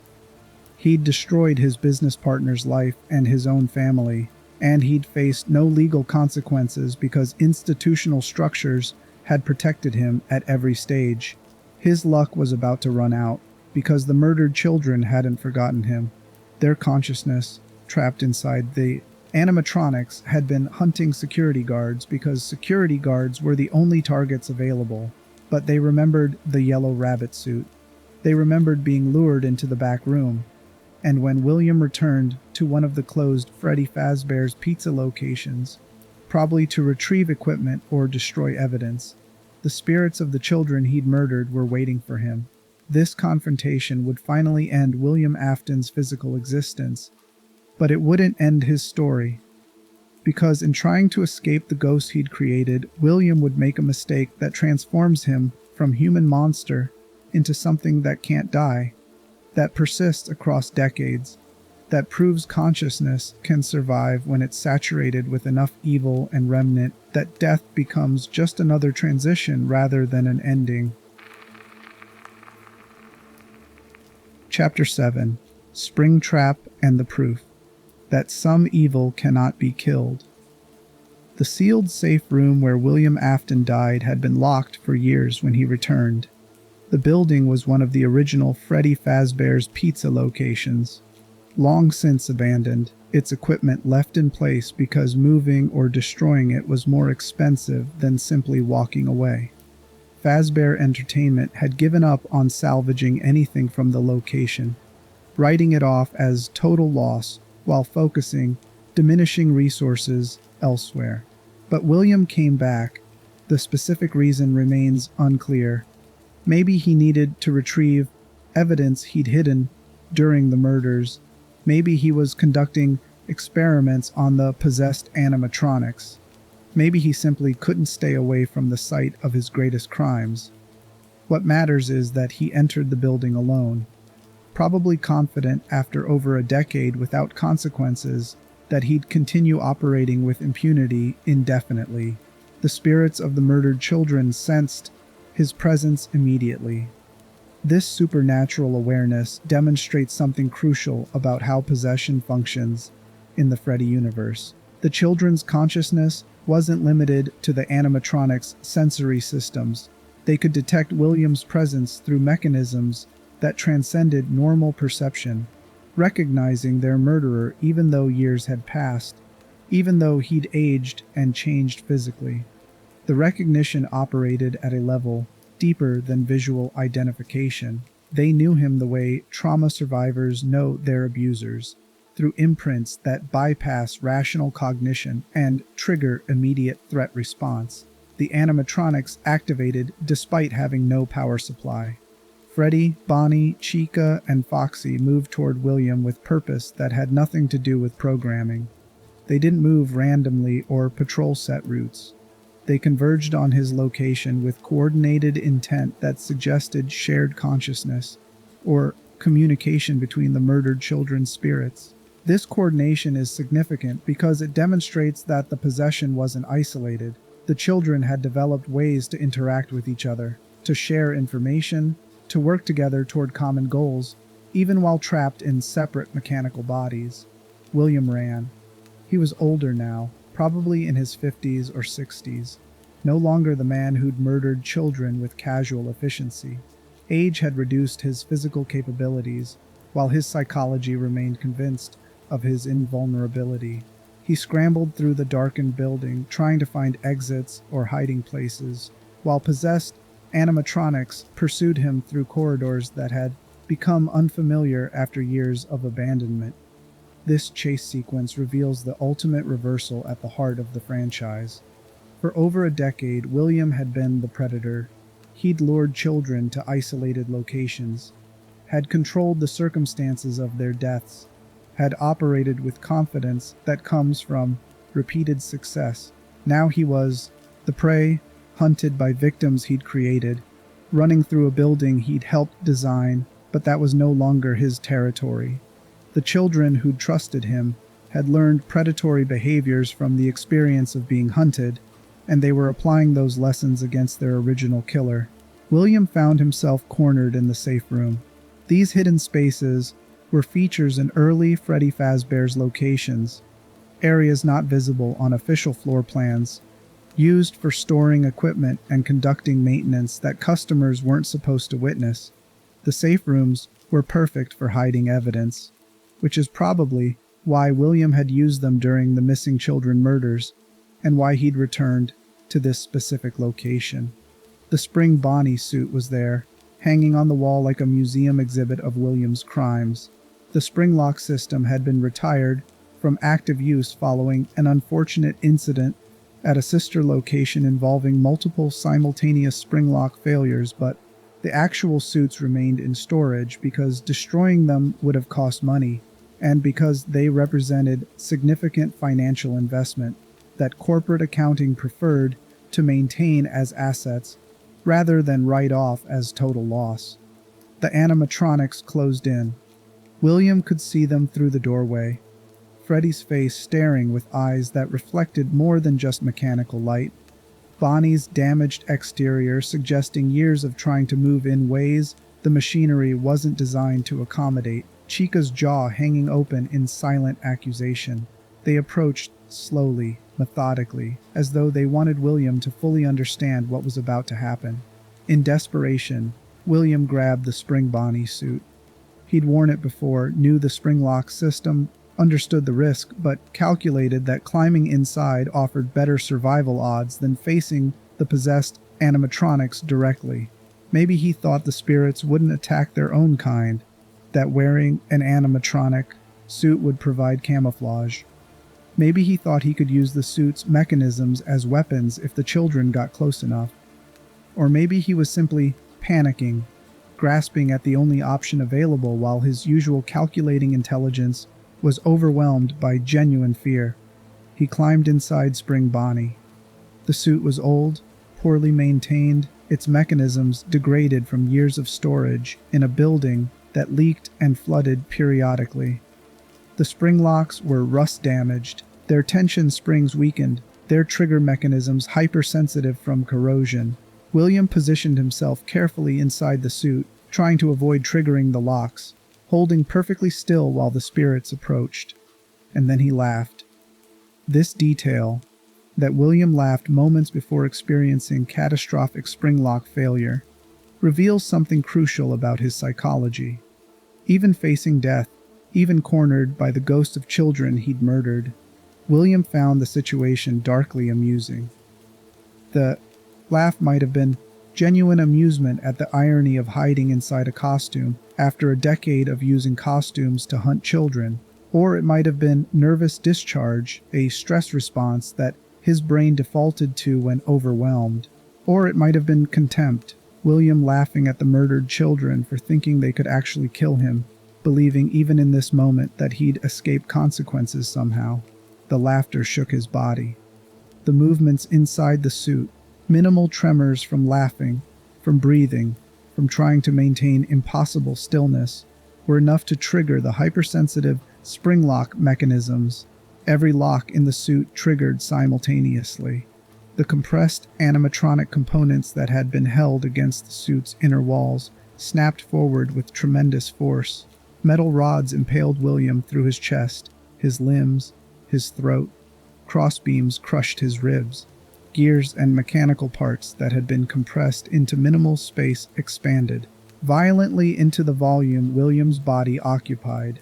The mechanism designed to transform a wearable costume into an animatronic endoskeleton activated while William was trapped inside, treating his body as something to be destroyed rather than accommodated. The spring lock failure was exactly as catastrophic as the early incidents that had killed employees, but William was experiencing it in a sealed room with no one coming to help, no possibility of medical intervention, no way to reverse the mechanism once it had triggered.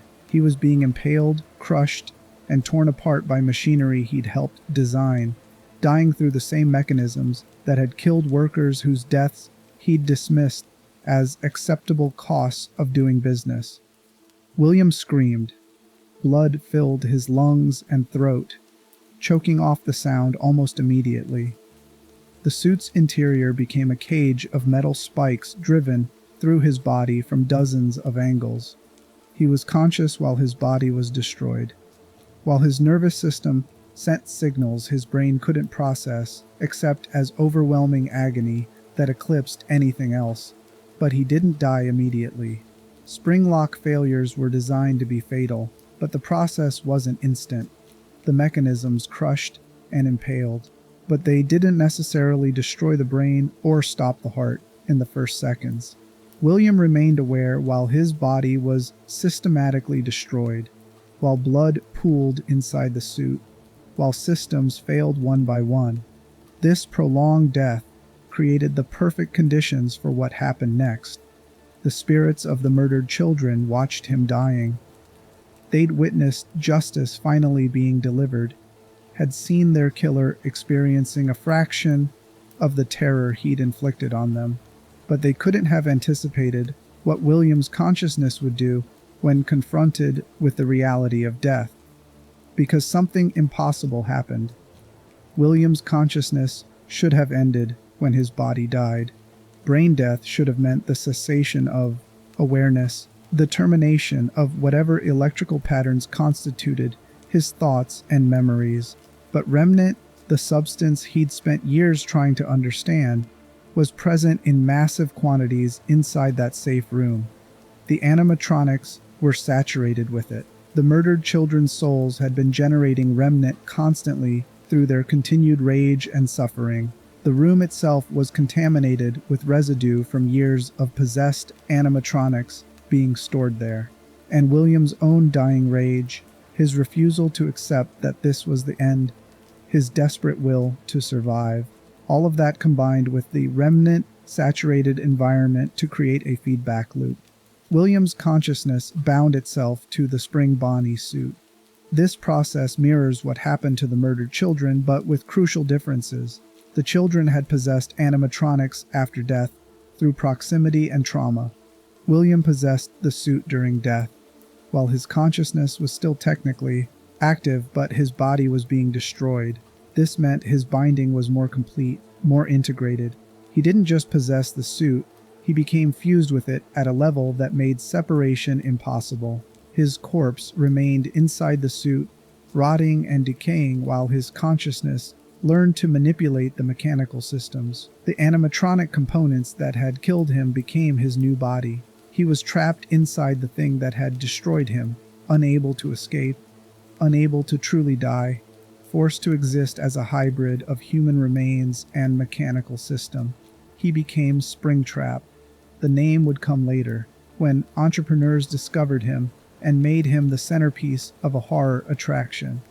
But at the moment of binding, William Afton was simply experiencing the consciousness horror he'd inflicted on so many others, being trapped in a mechanical body, aware but unable to communicate in normal ways. experiencing existence through systems never designed for human consciousness. The safe room was sealed shortly after William's transformation. Whether Fazbear Entertainment discovered his body and decided to contain it, or whether the sealing was just coincidence related to the building's closure, the result was the same.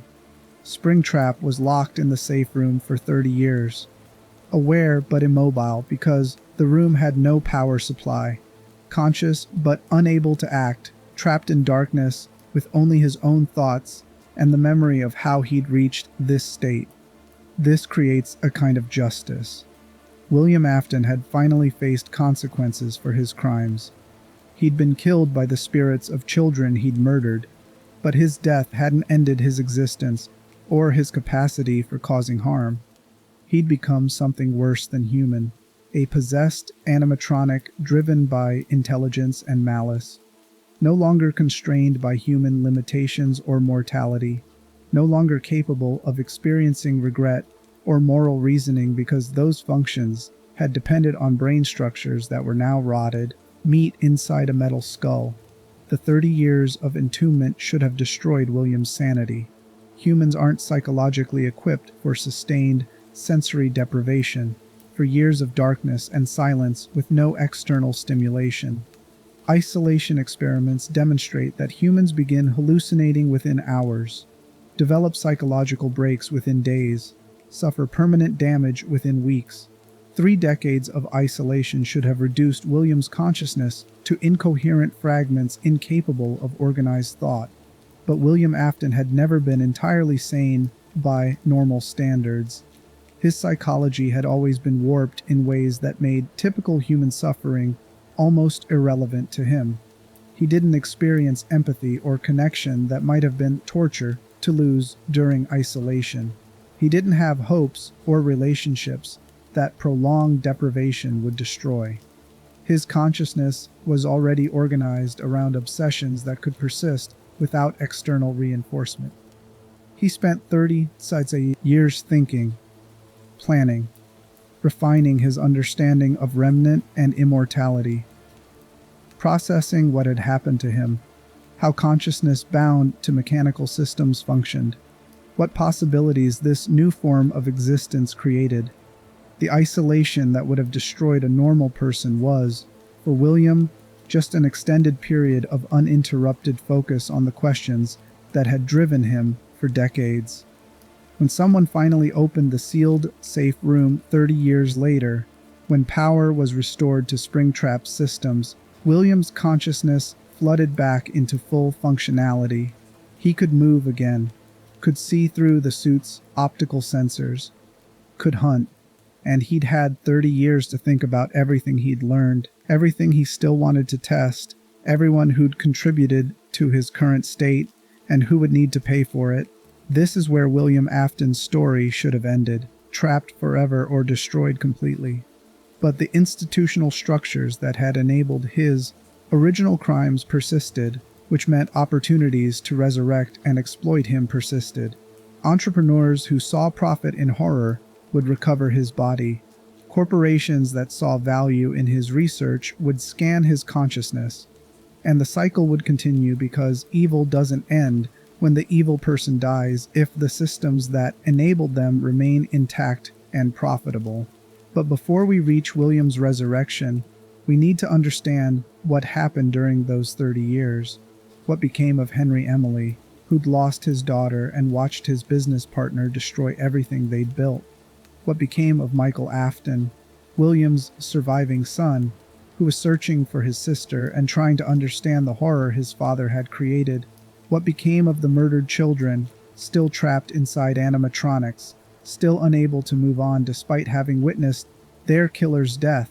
The timeline branches here because multiple people were trying to resolve William's legacy, but their solutions kept conflicting, kept creating new problems, kept perpetuating cycles they were trying to end.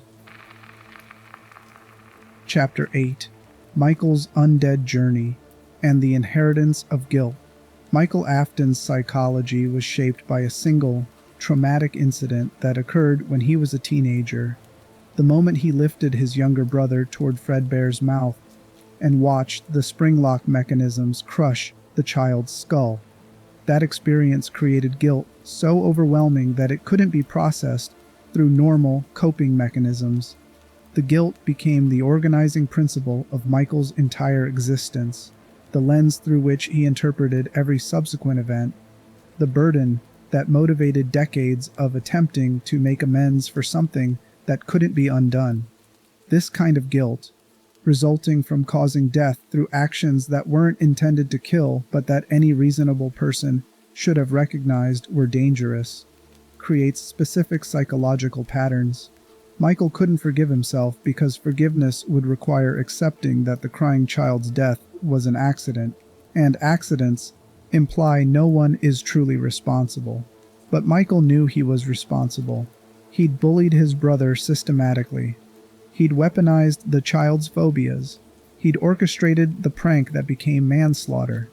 Calling it an accident would be an evasion of responsibility that Michael's psychology couldn't accept, but he also couldn't simply accept responsibility and then move on, because the harm was permanent and irreversible. The crying child was dead. No amount of guilt or atonement could change that. So Michael was trapped in a psychological state where he was responsible for something he couldn't fix, guilty about something he couldn't undo, carrying a burden that would never lighten regardless of what actions he took. This creates people who spend their lives trying to earn forgiveness from those who can no longer grant it. Michael couldn't apologize to his brother, couldn't make amends, couldn't do anything that would actually address the harm he'd caused. So he redirected that energy toward trying to fix the broader horror his father had created, as though resolving William's crimes might somehow balance the scales for Michael's own. This psychological substitution, trying to resolve related problems when the actual problem is unsolvable, is common among people carrying guilt for deaths they caused. They become activists for related causes, dedicate themselves to preventing similar harm to others, engage in symbolic acts that gesture toward atonement without ever achieving it because the original harm remains permanent.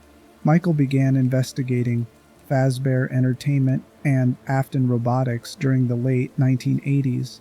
He worked as a security guard at various Freddy Fazbear's pizza locations, probably the same establishments where players experienced the original games. This choice reveals the depth of his commitment to atonement. He deliberately placed himself in situations where he'd face the possessed animatronics, where he'd spend night after night being hunted by murdered children, where survival was never guaranteed. The experience was deliberate self-punishment. Michael knew the animatronics were possessed. He understood the murdered children inside those suits were hunting him because he wore the uniform representing institutional failure and adult complicity. He survived their attacks not because he was skilled, but because he was determined to reach morning, to continue existing long enough to potentially make some kind of amends. But working at Freddy Fazbear's pizza locations didn't bring Michael closer to resolving anything. Those animatronics were possessed by strangers, children his father had murdered, but who had no connection to Michael's family. If Michael wanted to address his actual guilt, to find his sister Elizabeth, to understand what had happened to his family, to potentially free the souls William had trapped, he needed to go to the facility where Elizabeth had died. He needed to go to Circus Baby's entertainment and rental. The underground facility was still operational despite William's disappearance. Someone, probably corporate management at Afton Robotics, had decided that the equipment represented too much investment to abandon, that the animatronics could still generate revenue through rental services, that William's absence was a personnel problem rather than a reason to shut down operations entirely. This decision reflects how institutions continue functioning even when their founders are gone, how corporate structures maintain momentum independent of the individuals who created them. Michael applied for a technician position using a false name.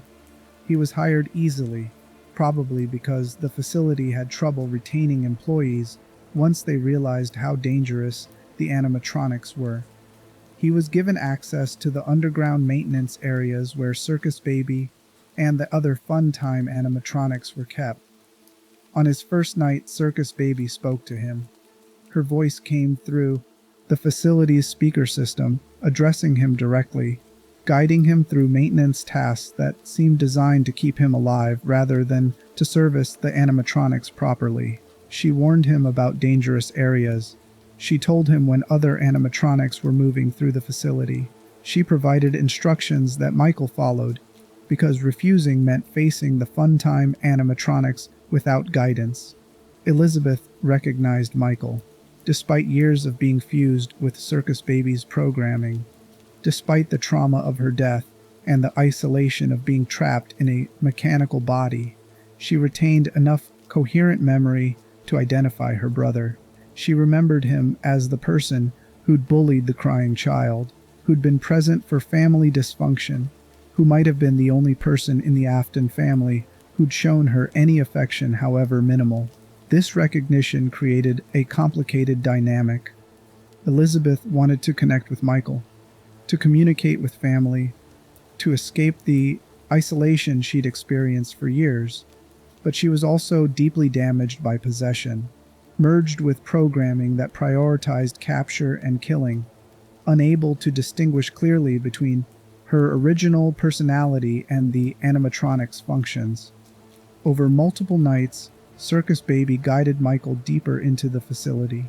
She explained elements of what William had been doing, that the animatronics had been designed to kill and harvest remnant, that they'd been used for experiments, that they'd been abandoned in this underground location while William continued working elsewhere. She told Michael that the animatronics wanted to escape, that they'd been trapped for years in darkness, that they needed his help to reach the surface. But she was lying about her intentions. Or more accurately, Elizabeth's consciousness had become so merged with the other animatronics' contaminated programming that her motivations were genuinely mixed. She wanted to help Michael because he was her brother, but she also wanted to use him because using human bodies was what the fun-time animatronics had been designed to do. The other fun-time animatronics in the facility, Funtime Freddy, Funtime Foxy, Ballora, weren't possessed by complete souls, the way the missing children had possessed the Freddy Fazbear's animatronics. They were contaminated with remnant fragments, pieces of consciousness that William had extracted during experiments and injected into their systems. These fragmentary possessions created animatronics with drives and behaviors, but without coherent personalities, making them unpredictable in ways that differed from the focused malice of the original possessed cast. Circus Baby revealed her plan on the final night. The animatronics had merged themselves together into a single entity called Enard, a tangle of wires, endoskeleton components, and facial features from multiple characters compressed into one mass. This fusion process demonstrates how thoroughly William's experiments had damaged normal possession patterns. The animatronics hadn't just been contaminated with remnant, they'd been modified in ways that allowed them to disconnect from their original bodies and recombine into new configurations. Enard needed to escape the facility, but security systems wouldn't allow animatronics to leave. The systems would only permit humans to exit, so Enard needed Michael's body as a disguise, as mobile camouflage that would let them pass through checkpoints designed to prevent exactly the kind of escape they were attempting. Circus Baby led Michael into the scooping room. The device there, the scooper, had been designed ostensibly for removing animatronic endoskeletons from their suit casings during maintenance, but William had modified it to inject remnant directly into animatronics, contaminating them with consciousness fragments, testing theories about how remnant could be concentrated and manipulated. The scooper was a remnant injector, and it was about to be used on Michael. Elizabeth's voice, coming through Circus Baby's systems, told Michael this was the only way, that she needed him to trust her one final time, and Michael, carrying guilt that made him willing to accept terrible outcomes if they might constitute atonement, stood in front of the device, and let it activate. The scooper removed Michael's internal organs.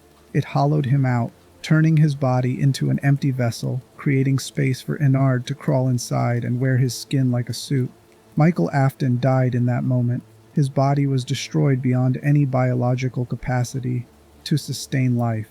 But his consciousness didn't end. Michael's remnant, created through his traumatic death, bound his soul to his own corpse. He became aware inside his hollowed body, able to observe what was happening but unable to control Enard as it wore his skin and animated his corpse through mechanical components that replaced his missing organs. This is possession functioning differently than it had before. Michael wasn't possessing an animatronic. He was possessing his own corpse, experiencing undeath where his consciousness persisted despite having no biological systems that should make consciousness possible. For weeks, Enard used Michael's body to move through the outside world. The corpse decayed rapidly, skin turning purple, flesh rotting, the smell becoming overwhelming, but Enard maintained animation through its mechanical components, keeping the body upright and mobile long past the point where natural death should have left it collapsed and inert. Eventually, Enard realized Michael's body was degrading too badly to remain useful. The entity exited through Michael's mouth in a mass of wires and mechanical parts, leaving the corpse collapsed in wherever they'd been hiding. Enard escaped into the sewers, eventually ejecting Circus Baby from its collective consciousness when Elizabeth's personality proved too strong and too controlling for the fragmented consciousnesses making up the rest of the entity. Michael's body should have remained dead, but his remnant-bound consciousness refused to release. He stood up. His corpse continued functioning despite having no organs, no circulatory system, no biological processes that should be necessary for life. His skin remained purple, his eyes hollow, his appearance obviously wrong to anyone who looked closely, but he could move, could think, could continue existing in defiance of every natural law. Michael Afton had become undead, a consciousness bound to a corpse, animated through supernatural means, unable to truly die despite having no biological justification for continued existence. He'd become something similar to his father, except where William had become Springtrap through attempting to escape justice, Michael had become undead through attempting to save his sister. This parallel reveals something crucial about how the Freddy universe treats consciousness and morality. William and Michael both persisted beyond death through remnant binding. Both became hybrid entities mixing human consciousness with mechanical or supernatural animation. Both existed in violation of natural laws, but their motivations were opposite. William was trying to escape consequences for crimes he'd committed, while Michael was trying to make amends for harm he'd caused. Yet the universe didn't distinguish between them. Both persisted. Both became monsters. Both were trapped in forms of existence that were punishment regardless of whether they deserved punishment. This suggests that remnant binding isn't a moral process. It doesn't preserve the good and condemn the evil. It preserves consciousness that refuses to end, that has strong enough will or trauma or obsession that it can't release even when biological death should terminate it. Michael spent the following years continuing his investigation as an undead corpse. He worked security positions at various Fazbear Entertainment locations. He searched for evidence of his father's continued existence. He tried to understand how to free the souls trapped in animatronic bodies, how to end the cycle of possession and violence that William had initiated. But Michael was just one undead man searching for answers. The real solution would require Henry Emily's return, the man who'd lost Charlotte, who'd spent decades in grief while William's victims remained trapped. Henry had been planning something, building something, waiting for the right moment to finally end what William had started. That moment would come 30 years after William's supposed death, when someone opened the sealed safe room and released Springtrap, when entrepreneurs built a horror attraction around the legends. when they discovered an actual animatronic from the original locations and made it the centerpiece of their exhibit. When they brought William Afton's corpse out of storage and gave him victims to hunt once again. Chapter 9. Fazbear's Fright and the Commodification of Trauma. By 2015, Freddy Fazbear's Pizza had transitioned from operating business to urban legend. The restaurants were closed. The company existed mainly as a legal entity managing liability from decades of incidents. The animatronics were scattered across storage facilities or destroyed, but the stories persisted. Children disappearing, animatronics moving on their own, security guards dying under mysterious circumstances. The whole catalog of horror had become folklore, passed through internet communities and local storytellers who embellished details while the core truth remained buried under corporate NDAs and sealed court records. A group of entrepreneurs recognized that these legends had commercial value. This recognition reflects something deeply disturbing about how modern capitalism functions. Trauma can be commodified, horror can be sanitized for entertainment, and real suffering can become profitable when enough time has passed that the victims are no longer visible enough to complicate the narrative. Horror attractions are built on this principle. They create controlled fear experiences where patrons pay to be scared while knowing they're ultimately safe. The fear is real enough to generate adrenaline, but the context ensures that fear can't result in actual harm. This creates a perfect commercial product: intense experience without genuine risk, emotional engagement without meaningful consequence. But horror attractions based on real tragedies occupy more complicated ethical territory. When you create entertainment from actual murders, when you invite people to experience sanitized versions of circumstances where real people died, you're trafficking in trauma that belonged to victims and families who never consented to having their suffering become someone else's amusement. The entrepreneurs who created Fazbear's Fright understood they were operating in this gray area. They framed their attraction as educational, preserving history, acknowledging tragedy, ensuring the victims weren't forgotten. But the actual product was voyeuristic horror, inviting customers to experience thrills derived from circumstances where children were murdered and employees died. The educational framing was legal protection and marketing strategy, not genuine commitment to honoring victims. The facility was designed to look like an abandoned pizzeria, complete with props and decorations salvaged from actual Fazbear Entertainment locations. The entrepreneurs acquired equipment through auction sales, storage facility clearances, and probably some outright theft from buildings that weren't being monitored. This salvage operation reveals how thoroughly institutional failures persist, decades after the original crimes. Equipment that should have been properly disposed of was still accessible, still containing evidence, still potentially contaminated with remnant that the entrepreneurs had no framework for recognizing as dangerous. They assembled a collection of authentic artifacts, old animatronic parts, arcade machines, promotional posters, training videos that Fazbear Entertainment had used for employee orientation. Each item was placed in the attraction with informational placards explaining its history, creating a museum-like atmosphere that suggested educational value rather than pure exploitation. But the centerpiece was different. The entrepreneurs had discovered a complete animatronic recovered from a sealed room in one of the oldest Freddy Fazbear's Pizza locations.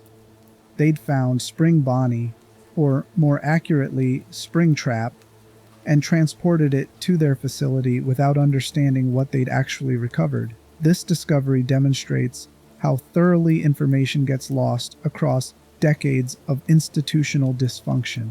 The sealed safe room should have been documented in Fazbear Entertainment's records. The fact that it contained William Afton's corpse should have been known to someone in the corporate hierarchy. But between bankruptcy, restructuring, document destruction to limit liability, and simple negligence, the knowledge that William Afton's possessed remains were sealed in that building had been lost. So when entrepreneurs broke into the sealed space looking for authentic props, they found what appeared to be a heavily damaged animatronic. The yellow suit was torn and weathered, exposing internal components. The exterior showed signs of fire damage, water damage, decades of neglect. To people unfamiliar with spring lock mechanisms and possession, it looked like a severely degraded mascot costume, disturbing in its decay, but just a physical object rather than a supernatural threat. They didn't recognize that the dark stains inside the suit were dried blood. They didn't realize the organic material visible between mechanical components was human remains. They didn't understand that the animatronic contained William Afton's corpse and that William's consciousness was still bound to the suit after 30 years of entombment. This failure of recognition reflects how thoroughly modern people are disconnected from understanding supernatural threat. The entrepreneurs had frameworks for recognizing physical danger, structural instability, toxic materials, biohazards, but they had no framework for recognizing that consciousness could persist in mechanical systems, that remnant could saturate materials and create conditions where death wasn't final, that moving this particular animatronic would release something far more dangerous than anything their insurance policies or safety protocols could address. William had been aware during those 3 decades, trapped in darkness, unable to move because the sealed room prevented power from reaching his systems, conscious but immobile. This sensory deprivation should have been psychological torture. Humans aren't designed for extended isolation. We're social creatures whose sense of self depends partly on interaction with others and with environments that provide stimulation and context. But William Afton had never been human in the normal psychological sense. His capacity for empathy was absent or severely impaired. His sense of self didn't depend on relationships or external validation. His consciousness was organized around obsessions that could persist without reinforcement. Understanding remnant, achieving immortality, proving theories that had motivated his murders. The isolation that would have shattered a normal person was, for William, just uninterrupted time to think. He'd spent 30 years refining his understanding of how consciousness bound to mechanical systems functioned. He'd processed his death and transformation, recognizing that he'd achieved a form of the immortality he'd been pursuing. He'd planned what he'd do when, not if, but when, someone eventually opened the sealed room and gave him access to power and victims again. When Fazbear's Fright's staff transported Springtrap to their facility and connected him to their electrical systems, William's consciousness flooded back into full functionality. The sensation was probably overwhelming. 30 years of sensory deprivation ending suddenly with light, sound, the ability to move again. But William's psychology was organized enough that he didn't waste time adjusting. He could move, could see through the suit's optical sensors, could hunt. The attraction hired a security guard to monitor the facility overnight. This hiring decision reveals how thoroughly the entrepreneurs had failed to learn from Fazbear Entertainment's history. They were recreating the exact circumstances that had gotten previous guards killed, placing a single vulnerable employee in a building with hostile animatronics, providing minimal information and inadequate defensive options, treating the position as low-skill work rather than as high-risk employment requiring specialized training and equipment. The guard was given the same minimal information that Fazbear Entertainment had always provided. The animatronic might move around due to faulty servos. It was harmless. The job was just watching cameras and ensuring nothing went wrong. This information was false, but the entrepreneurs might have believed it was true because they hadn't recognized what they'd actually recovered from the sealed room. William hunted that guard throughout multiple nights. Not because the guard had done anything to deserve it, not because William was trying to escape or accomplish specific objectives. He hunted because he'd been denied victims for 30 years and now had access to someone vulnerable. The hunting itself was the goal. the exercise of power over someone who couldn't effectively resist, the enjoyment of causing fear, the satisfaction of proving he could still operate as a predator despite his mechanical body. This behavior reveals that William's consciousness hadn't been reformed or diminished by his death and transformation. He was still fundamentally the same person who'd murdered children decades earlier, still motivated by desire to dominate and harm, still lacking any capacity for empathy or moral reasoning that might have developed during 30 years of isolation. If anything, the isolation had concentrated his worst qualities by eliminating any remaining social pressures toward pro-social behavior. The guard survived through desperate measures: monitoring cameras, sealing off areas, using audio systems to create false signals that might confuse or redirect the animatronic. These tactics worked partly through luck and partly through William deliberately extending the hunt. If he'd wanted to kill the guard immediately, he probably could have. But William was enjoying the process, savoring the return to predatory behavior after decades of forced inactivity. This psychological pattern, where predators deliberately extend their hunting rather than killing immediately, is common among serial offenders who are motivated by the sense of power and control, rather than just by the killing itself. William didn't need to murder the guard to feel satisfied. The hunting was satisfying on its own, proving he still had the capacity to terrorize and dominate that had defined his pre-death existence. But Fazbear's Fright's operation was short-lived. On the attraction's final night, fire broke out in the building. The blaze spread rapidly through a facility packed with decades-old props, paper documentation, and salvaged equipment that had never been properly inspected for fire safety. The fire department responded, but by the time they'd contained it, most of the structure was destroyed. The official investigation never definitively established the fire's cause. Faulty wiring was suggested, plausible given that the facility had been connected to electrical systems that hadn't been properly inspected.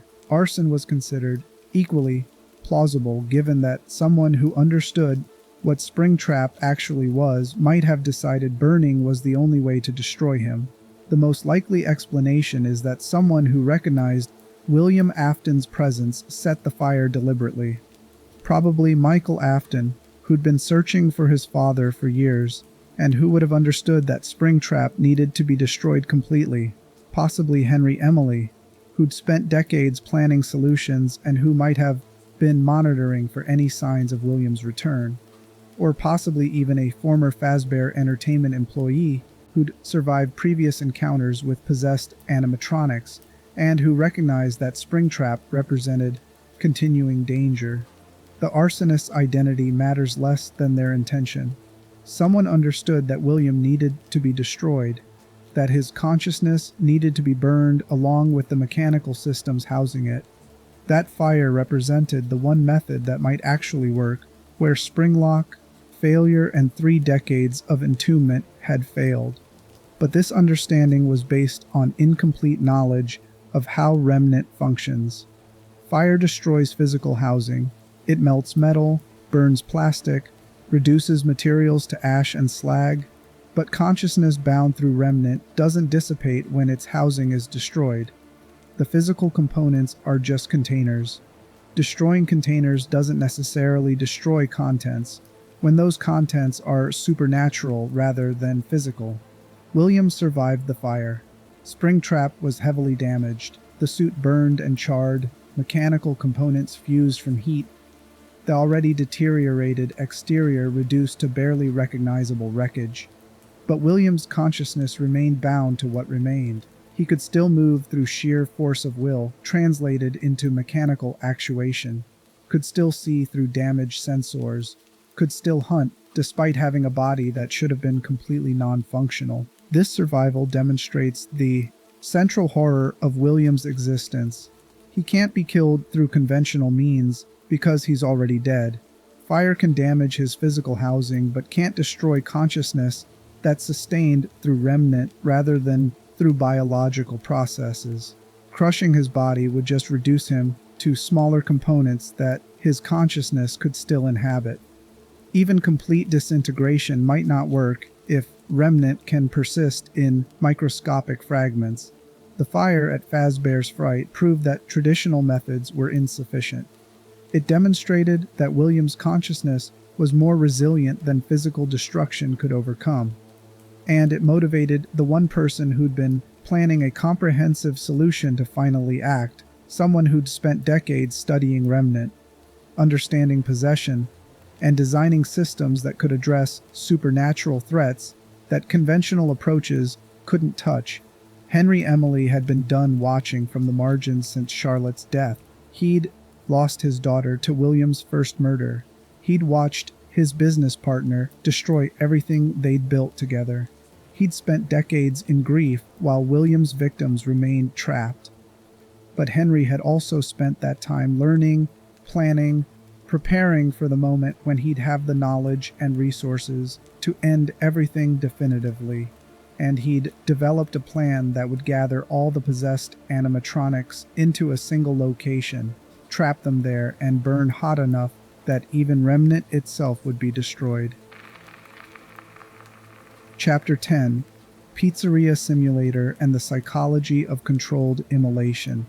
Henry Emily's return to the business represents a specific type of long-term planning that trauma researchers recognize in survivors who spend years preparing for confrontations with their abusers.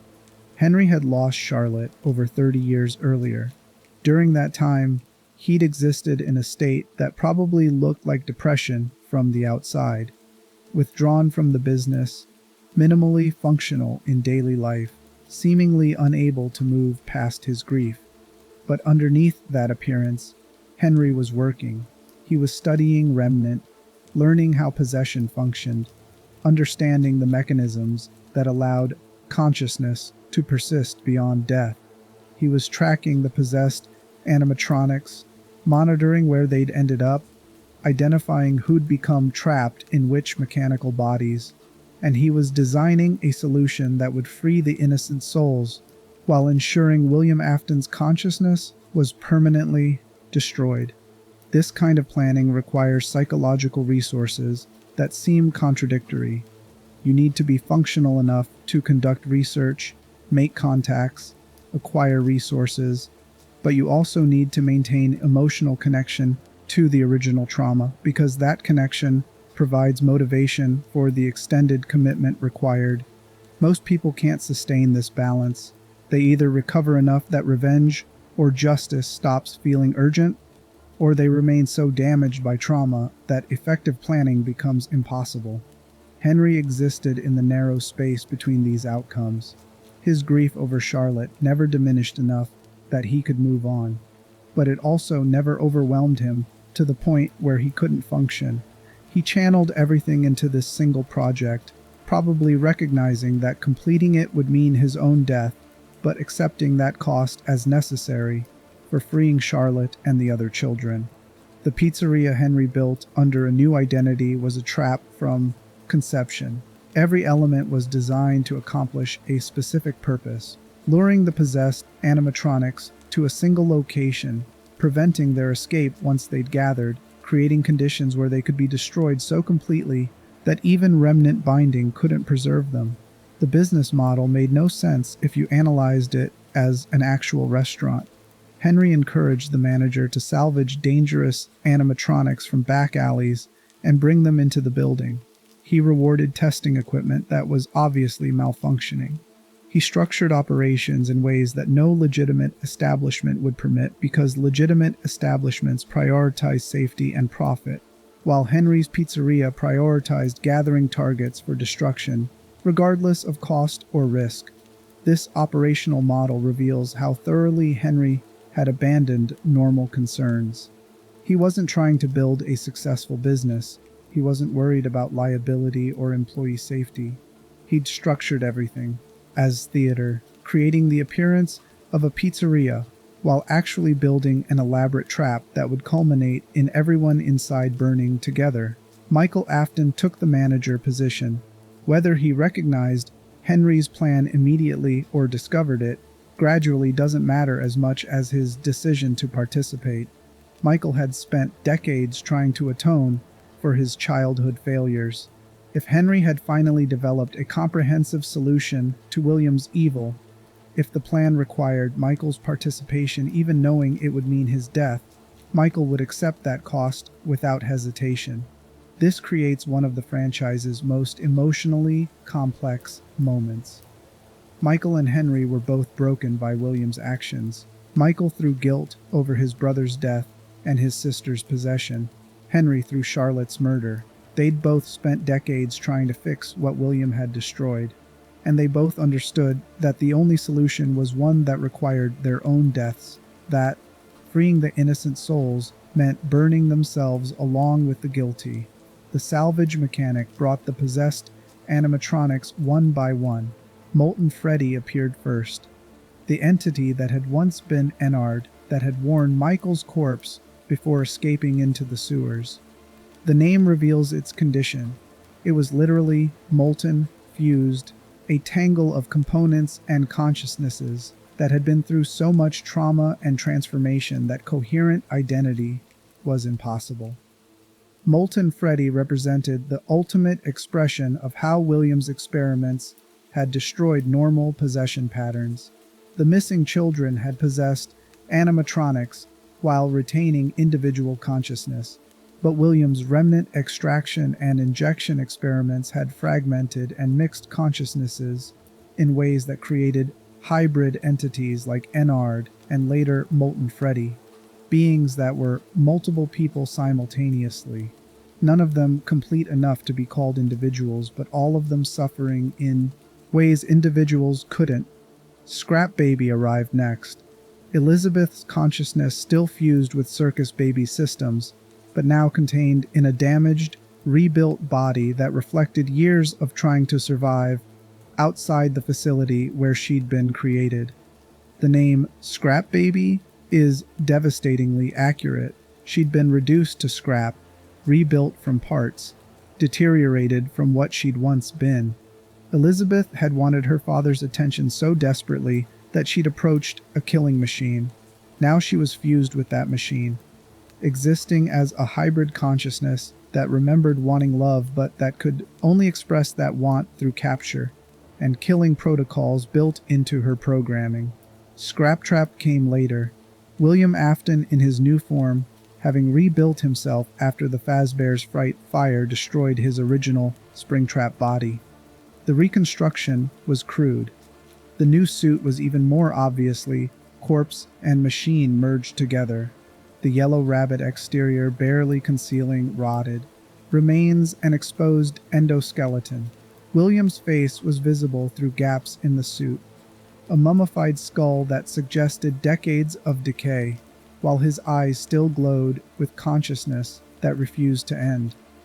William hadn't come because he'd fallen for Henry's trap. He'd come because he recognized Henry's handiwork and wanted to confront his former business partner. This decision reveals something crucial about William's psychology. Even after everything, even having achieved the immortality he'd pursued for decades, he still cared about Henry's opinion, still wanted to prove something to the man who'd been his partner, still needed to demonstrate that his theories had been correct and his methods justified. This need for validation from someone he'd wronged so comprehensively suggests that William's psychology wasn't pure psychopathy. Pure psychopaths don't care about others' opinions because they don't recognize others as real enough to matter. William cared what Henry thought, which means he recognized Henry as a person whose judgment held weight.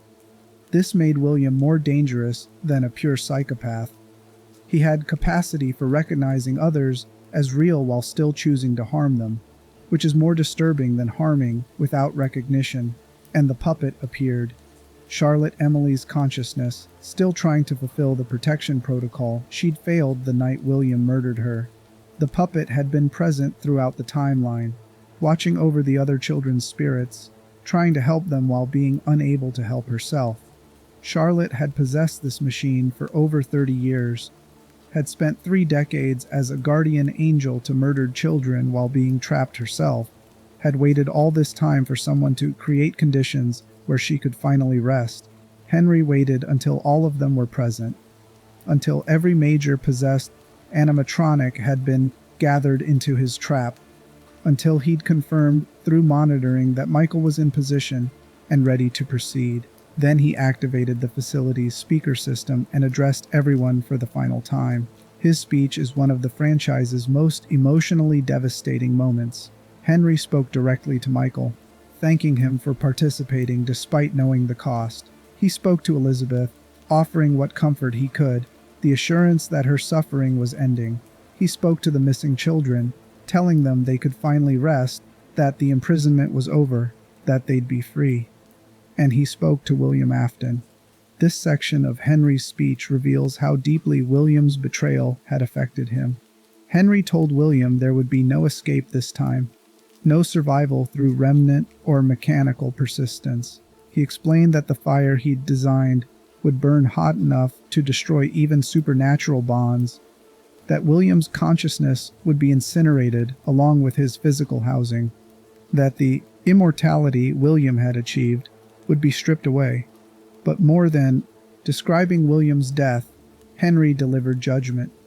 He told William that his punishment wasn't just ending, it was the knowledge that everything he'd built, every experiment he'd conducted, every theory he'd proven about immortality through remnant would be erased. William would die knowing his work had accomplished nothing except creating decades of suffering that would now be permanently ended by the partner he'd betrayed. This psychological dimension, ensuring William understood his legacy was being destroyed, reveals that Henry's plan wasn't just about eliminating threats. It was about denying William the one thing he'd sought, beyond immortality itself, significance. William had wanted to prove his theories were correct, to demonstrate that he'd discovered secrets about consciousness and death that no one else understood. Henry's final gift to William was the knowledge that those discoveries would die with him, that no one would ever build on his research, that he'd be forgotten rather than remembered as the genius he'd believed himself to be. The facility sealed itself, exits locked, ventilation closed, and the temperature began rising as Henry activated systems designed to generate heat beyond normal structure fire levels. This wasn't just burning, it was industrial incineration, creating temperatures that would melt metal, vaporize plastics, destroy materials so completely that nothing recognizable would remain. Michael remained in the building. His undead body wasn't bound to the pizzeria the way the animatronics were. He could have walked out before the doors locked, but he chose to stay. His entire existence since the scooping room had been defined by guilt and by attempts to free Elizabeth. If burning could finally release her soul, if staying meant ensuring the plan succeeded, then Michael would burn. This decision reflects the ultimate expression of guilt-driven self-sacrifice. Michael wasn't staying because he believed he deserved to die, though that belief was probably part of his psychology. He was staying because his presence ensured the plan couldn't fail. If he left and something went wrong, if William somehow escaped again, if the fire didn't burn hot enough to destroy Remnant, Michael would have to live with knowing he'd prioritized his own survival over completing the one action that might end the cycle. Henry remained as well. He had no reason to survive Charlotte's liberation. He'd spent 30 years preparing for this moment, had channeled all his resources and focus into creating this trap. His life after the fire would be empty. No daughter to protect, no business to rebuild, no purpose that couldn't be accomplished through simple death. He'd stay until the fire consumed everything, ensuring the plan succeeded, even if it required his physical presence to prevent last-minute escapes. The building burned. The temperature exceeded levels that normal fires reach, approaching industrial furnace conditions. The animatronics began melting, their metal components liquefying, their circuit boards destroying, their mechanical systems failing completely as materials broke down under heat that human engineering had never designed them to withstand. And as the physical housings were destroyed, the remnant binding souls to those systems finally released. This release wasn't just physics, it was supernatural mechanics that Henry had spent years understanding. Remnant could persist through normal fires, could survive temperatures that destroyed flesh and even some metals, but at high enough temperatures, sustained long enough, the material bonds that allowed Remnant to exist would break down. The consciousness bound through Remnant would have nothing to anchor to, no physical or supernatural structure that could maintain cohesion. The missing children were freed. Gabriel, Jeremy, Susie, Fritz, and Cassidy, their consciousness finally separating from the animatronics that had imprisoned them for over 30 years. They'd spent 3 decades hunting security guards while their actual murderer remained beyond reach. Now they could rest, could move on, could escape the cycle of rage and violence that possession had trapped them in. Elizabeth was freed from Circus Baby, the little girl who died trying to earn her father's attention, who'd been fused with a killing machine, who'd eventually betrayed her own brother because possession had damaged her beyond recognition. The fire separated her consciousness from the mechanical systems, released her from the hybrid existence that had been torture regardless of whether anyone recognized it as such. Charlotte separated from the puppet, Henry's daughter who'd spent 30 years trying to protect other children while being unable to save herself, who'd maintained consciousness through the protection protocol she'd failed the night she died, who'd waited decades for her father to create conditions where she could finally be released. She could join him in death, could rest knowing the other children were free, could leave the world that had stolen her childhood through murder and then trapped her in mechanical body for half a lifetime. The consciousness fragments in Molten Freddy dissipated. Whatever remained of those people, broken, mixed, unable to even remember who they'd been individually, was released from existence that had been pure suffering without possibility of recovery or healing. And William Afton burned. His consciousness fought dissolution. He tried to persist the way he'd persisted through Springlock failure, through 30 years of entombment, through the Fazbear's Fright Fire. He willed himself to remain bound to whatever remnant still existed, tried to anchor to microscopic fragments that might survive the incineration, refused to accept that this was genuinely the end. But Henry's fire was specifically designed to burn hot enough that remnant itself would be destroyed. William's consciousness couldn't maintain cohesion when the material binding it to physical reality was being incinerated at molecular levels. For the first time since the Springlock failure that should have killed him decades earlier, William Afton experienced actual death. Not transformation, not binding to new mechanical housing, but genuine cessation of consciousness. Pizzeria Simulator was intended as the franchise's ending. Henry's solution successfully destroyed the possessed animatronics, freed the trapped souls, and ensured William Afton's permanent death. The game's ending suggested peace, children's souls ascending, finally free. Henry and Michael accepting their deaths as necessary cost. Even William's consciousness dissolving denied the immortality he'd spent decades pursuing. This should have concluded the story. The cycle that began with Charlotte Emily's murder had ended in a fire that consumed everyone involved. The horror was over. The victims were free, and the institutions that had enabled William's crimes had finally been confronted by someone willing to sacrifice everything to deliver justice. But there's a problem with burning everything, with destroying evidence and physical remains in an attempt to eliminate supernatural horror. You create information gaps where someone else can step in. Corporations can claim salvage rights to ruins. Researchers can recover fragments from ash, and technology that seemed impossible during the 1980s becomes feasible in the 21st century, creating opportunities to resurrect horrors that fire should have ended permanently. Someone discovered that consciousness could be digitized. that remnant could be scanned and uploaded into computer systems, that the fire at Henry's Pizzeria hadn't destroyed everything. It had just damaged physical containers while leaving traces of consciousness that could be extracted, analyzed, and potentially reconstructed in digital environments. Fazbear Entertainment saw opportunity where everyone else saw tragedy's end. Chapter 11: Glitch Trap and How Corporations Monetize What Should Stay Dead.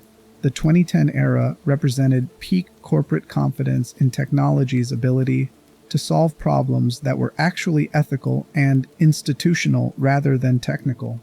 Companies across industries were investing in virtual reality, in digitization projects, in scanning and archiving physical artifacts as though preserving data was equivalent to preserving meaning. Fazbear Entertainment's decision to create a VR experience based on their own tragic history reveals this technological hubris. The company had been directly responsible for multiple child murders, for covering up supernatural possession, for sacrificing employees to maintain operations. Their appropriate response should have been permanent closure and public acknowledgement of institutional failure. Instead, they commissioned a game development studio to create Five Nights at Freddy's Help Wanted, a virtual reality experience that would let players experience sanitized versions of the actual events. This strategy reflects how institutions manage historical crimes. They take control of the narrative by creating official accounts that include just enough truth to seem honest while structuring that truth in ways that minimize liability and maintain brand value. But creating the VR experience required authentic assets. The development team needed to scan circuit boards from original animatronics, digitize training materials, create accurate 3D models of equipment and environments from decades of operations. So they scanned circuit boards, recovered from the ruins of Henry's Pizzeria. They digitized programming code from animatronics that had been possessed for decades. They uploaded mechanical system specifications and operational parameters from equipment that had been saturated with remnant for over 30 years. And in the process, they accidentally scanned fragments of William Afton's consciousness. This digitization represents the ultimate failure of Henry's solution. He'd understood remnant as a physical substance that could be destroyed through sufficient heat. He'd designed incineration systems that would burn hot enough to break molecular bonds, to destroy materials so completely that consciousness couldn't maintain binding to physical reality. But Henry's understanding was based on 1980s knowledge of physics and computer science. He couldn't have anticipated that remnant might persist in circuit boards at microscopic levels, that consciousness might bind to electronic components in ways that would survive the fire, that technology would advance to the point where scanning those components would digitize not just their electrical properties, but also the supernatural contamination they contained. The remnant binding William's consciousness hadn't been completely destroyed. Traces remained in circuit boards, fragments of supernatural material that consciousness could still cling to. When those boards were scanned, when their data was uploaded into virtual environments, William's consciousness fragments were digitized, along with the legitimate programming code. Inside the VR game's development environment, those fragments began reassembling. This process reveals something crucial about William's psychology that explains why his consciousness survived when others didn't. William had always been obsessive, focused, driven by theories about immortality and consciousness persistence. Even reduced to digital fragments, even scattered across multiple corrupted data files, that core drive remained. The pieces found each other in the code through mechanisms that computer scientists would struggle to explain because they operated through supernatural rather than computational principles. The fragments merged, reconstructed something approximating William Afton's personality and memories, began learning to manipulate the digital environment the way he'd once manipulated it. Physical animatronic systems. He became Glitch Trap, a digital entity that appeared in the VR game as a glitching yellow rabbit character. similar to the Spring Bonnie costume William had worn during the missing children murders. The appearance wasn't coincidental. It reflected how William's consciousness understood itself, how his sense of identity was wrapped up in that costume and the crimes he'd committed while wearing it. But Glitchtrap represented something far more dangerous than Springtrap had been. William was no longer bound to a single physical location. He existed in software, in code that could be transmitted across networks, uploaded to new devices, spread through any digital system that interacted with Fazbear Entertainment's servers. He'd achieved a form of immortality he'd never predicted during his physical experiments with Remnant. He was information, data that could propagate and persist indefinitely as long as systems hosting him remained active. This digital existence also made him nearly impossible to destroy. You could delete individual copies of his code, but if he'd spread across multiple systems, if he'd created backups, if he existed in archived files or transmitted copies, destruction would require finding and eliminating every instance simultaneously. And even that might not work if Remnant contaminated code could reconstruct from fragments the way his consciousness had reassembled in the VR development environment. Glitchtrap's first victim was a game tester named Vanessa, young woman hired to playtest Help Wanted and identify bugs before public release. Her role required spending hours immersed in the VR environment, experiencing virtual versions of the original Freddy Fazbear's pizza locations, encountering Glitchtrap repeatedly as what seemed like a glitch character appearing where he shouldn't. The VR medium created vulnerabilities that William exploited comprehensively. When you're wearing a headset and experiencing virtual reality, the boundaries between simulation and reality become permeable. Your brain processes VR experiences similarly to how it processes actual experiences. The fear responses are real, the emotional engagement is genuine, the memories formed feel authentic, even though you know intellectually that you were never in physical danger. This permeability extends to suggestion and conditioning. VR environments can be used therapeutically for exposure therapy, for skill training, or creating experiences that reshape psychological patterns. But these same mechanisms can be exploited by entities that understand how to manipulate perception within VR spaces. Glitchtrap used the VR environment to manipulate Vanessa's consciousness. He appeared when she was stressed or confused, offered solutions that made testing easier, created positive associations with his presence. He exploited the immersive nature of VR to bypass normal psychological defenses when your conscious mind is occupied, trying to navigate a virtual environment when your attention is fully engaged with simulated threats. Suggestions can penetrate deeper than they would in normal circumstances. Over weeks of exposure, Vanessa's personality began changing. She experienced memory gaps, periods where she couldn't account for her actions. She found herself making decisions she wouldn't normally make, thinking thoughts that didn't feel like her own. The conditioning was creating a secondary personality structure, something that researchers studying trauma and dissociation call an alter, a separate identity that emerges during specific circumstances and that can hold different beliefs, memories, and behavioral patterns than the primary personality. She became Vanny during periods when Glitchtrap's influence was strongest. This alter wore a homemade rabbit costume, echoing William's use of Spring Bonnie during the original murders. She followed instructions transmitted through digital devices, and she began planning activities that mirrored William's crimes, identifying vulnerable targets, learning security systems at new Fazbear Entertainment locations, preparing to commit murders that would allow Glitchtrap to experiment with remnant creation using modern technology. This pattern represents horror evolved for the digital age. William no longer needed to physically lure children into back rooms.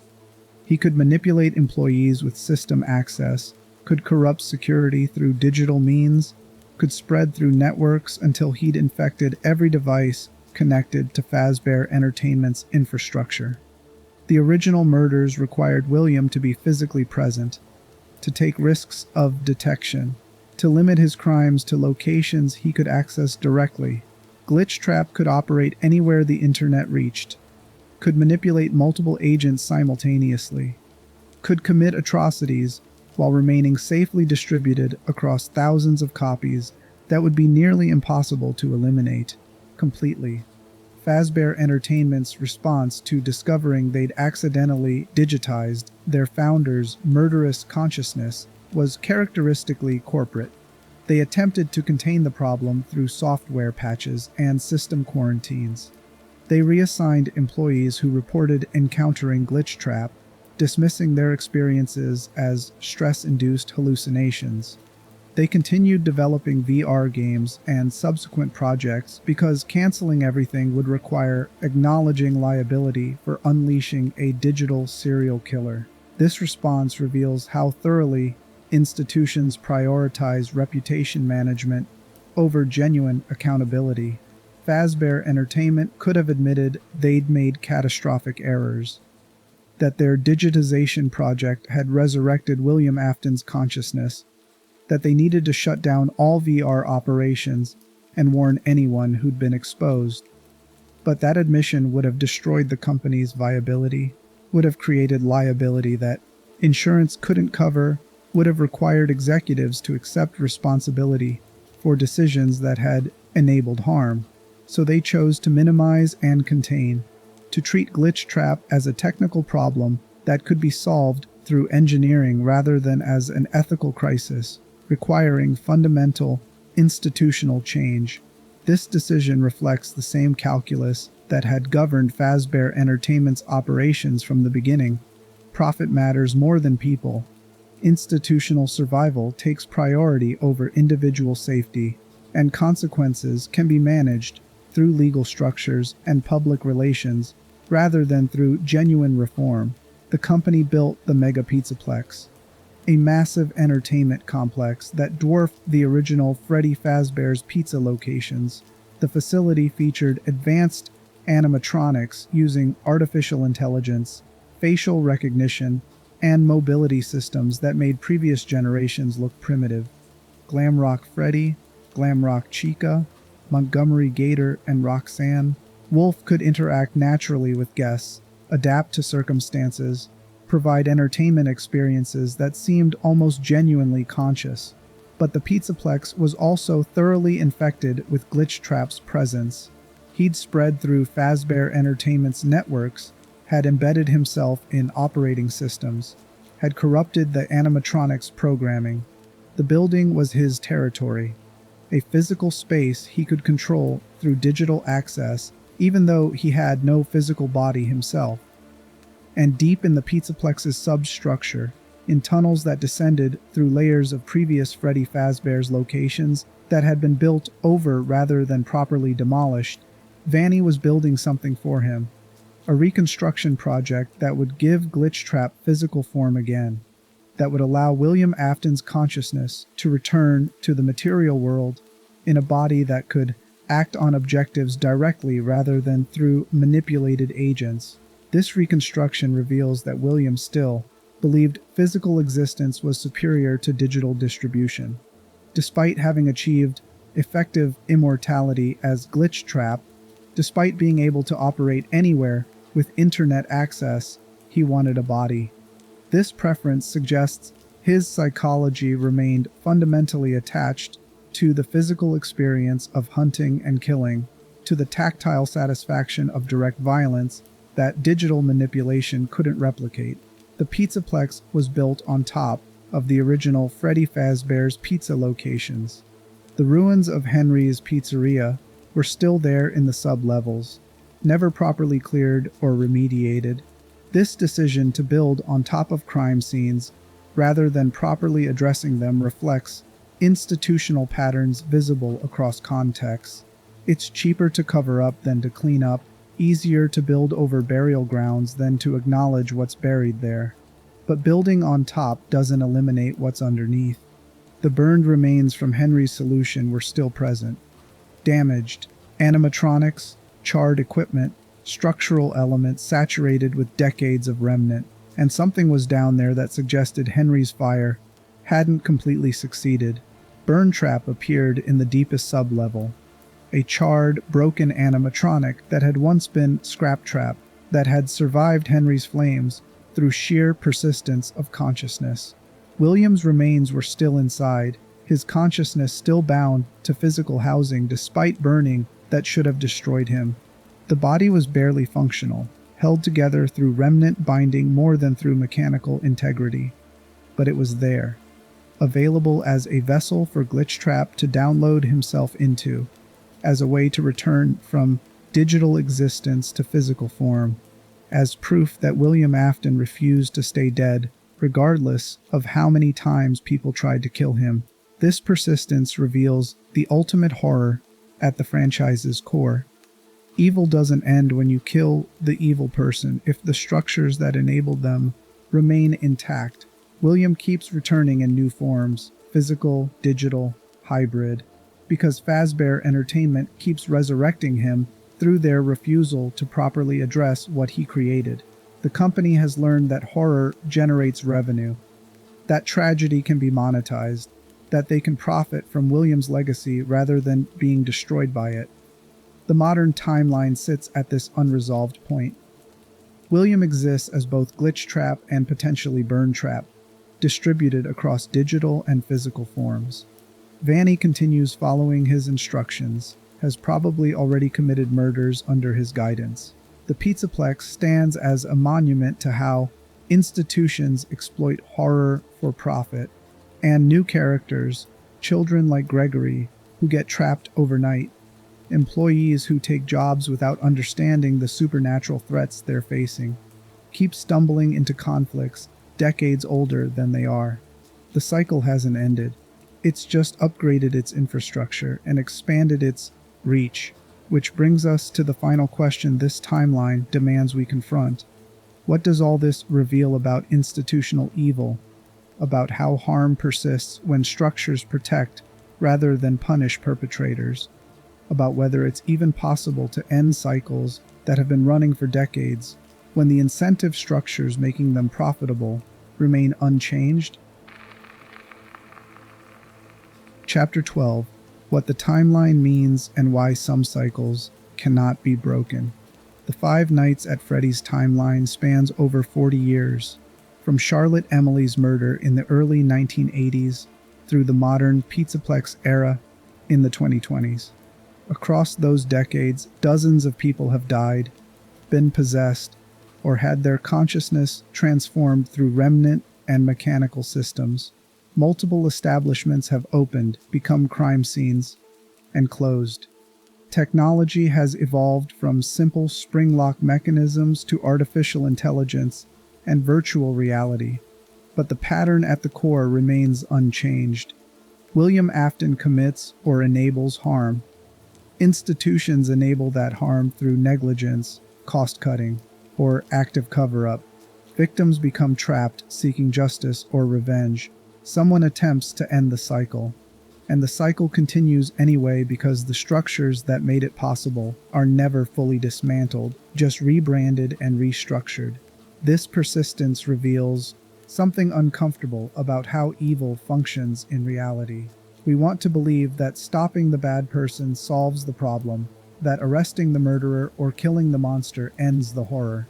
But individual evil requires systemic support to operate at scale and to persist across decades.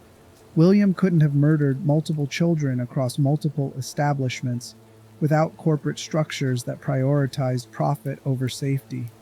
He couldn't have continued operating after multiple incidents without legal frameworks that made proving individual responsibility difficult. He couldn't have avoided consequences for decades without institutional protection that insulated people at the top of hierarchies from accountability. Fazbear Entertainment is as responsible for the deaths as William himself. The company created environments where his crimes were possible. They failed to implement security that might have prevented murders. they continued using possessed animatronics despite knowing employees were dying. They built new establishments on top of old crime scenes rather than properly addressing what had happened. This makes Fazbear Entertainment representative of institutional evil, the kind that doesn't require individual malice, just collective decisions to prioritize profit over human welfare. Every executive who approved inadequate security, every accountant who calculated that settlements cost less than safety improvements, every lawyer who structured agreements to protect the company rather than victims, all of them share responsibility for creating conditions where William's crimes could continue. The Night Guard's experience throughout the timeline reveals this institutional calculus most clearly. They're minimum wage workers hired to face supernatural threats the company knows are deadly, provided with minimal information and inadequate defensive options, blamed for failures that are actually systemic.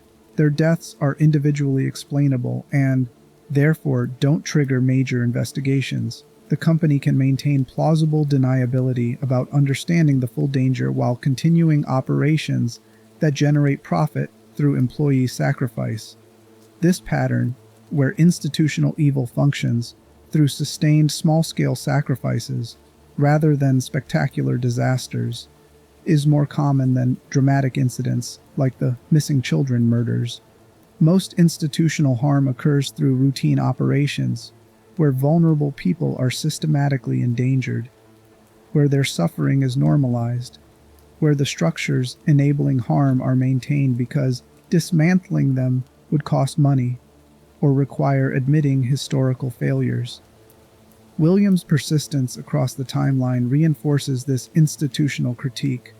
He should have been stopped after Charlotte's murder, should have been investigated after the bite of '83, should have been prosecuted after the missing children incident, but he was protected at every stage by wealth, by corporate structures that made proving individual responsibility difficult, by the simple fact that investigators and prosecutors couldn't model someone at the top of institutional hierarchies being the perpetrator. Henry's fire should have ended everything. It successfully freed the innocent souls, the missing children, Charlotte, Elizabeth. It destroyed William's physical body, but it couldn't eliminate the institutional knowledge William had created. The research documentation Fazbear Entertainment had preserved, the theoretical frameworks that could be applied by anyone who gained access to that information.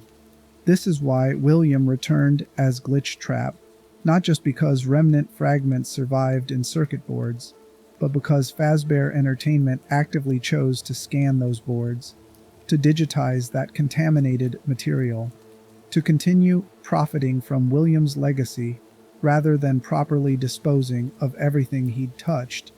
The company resurrected him, accidentally but predictably, because institutional priorities hadn't changed, even though individual actors had. The modern timeline's introduction of digital consciousness and corporate VR projects makes the institutional critique even more explicit. Fazbear Entertainment has learned to monetize trauma directly, to transform real tragedies into entertainment products, to profit from horror while maintaining legal fictions that separate them from responsibility for creating that horror. The VR game isn't just ethically questionable. It's the logical endpoint of how corporations manage historical atrocities. You can't suppress information, so you incorporate it. You can't deny tragedies occurred, so you reframe them as past problems that contemporary management has solved. You can't eliminate public fascination with horror, so you capture that fascination and profit from it, while using legal structures to ensure victims and families can't claim any share of those profits. This creates conditions where William's consciousness could be accidentally digitized and spread, because the company was more focused on creating compelling entertainment products than on understanding what they were actually scanning. The digitization was profitable, so it proceeded despite warnings from employees who reported glitches and anomalies that suggested something was wrong. Those warnings were dismissed as technical issues, rather than recognized as evidence of supernatural contamination, because institutions are psychologically incapable of modeling threats that contradict their profit-seeking frameworks. The Pizzaplex represents the culmination of institutional failure, compounding across decades. It's built literally on top of crime scenes that were never properly remediated. It employs people, like Vanessa, who are exposed to supernatural threats without informed consent or adequate protection.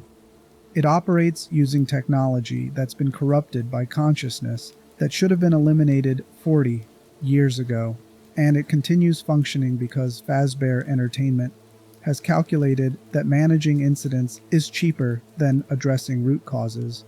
This creates the franchise's ultimate horror.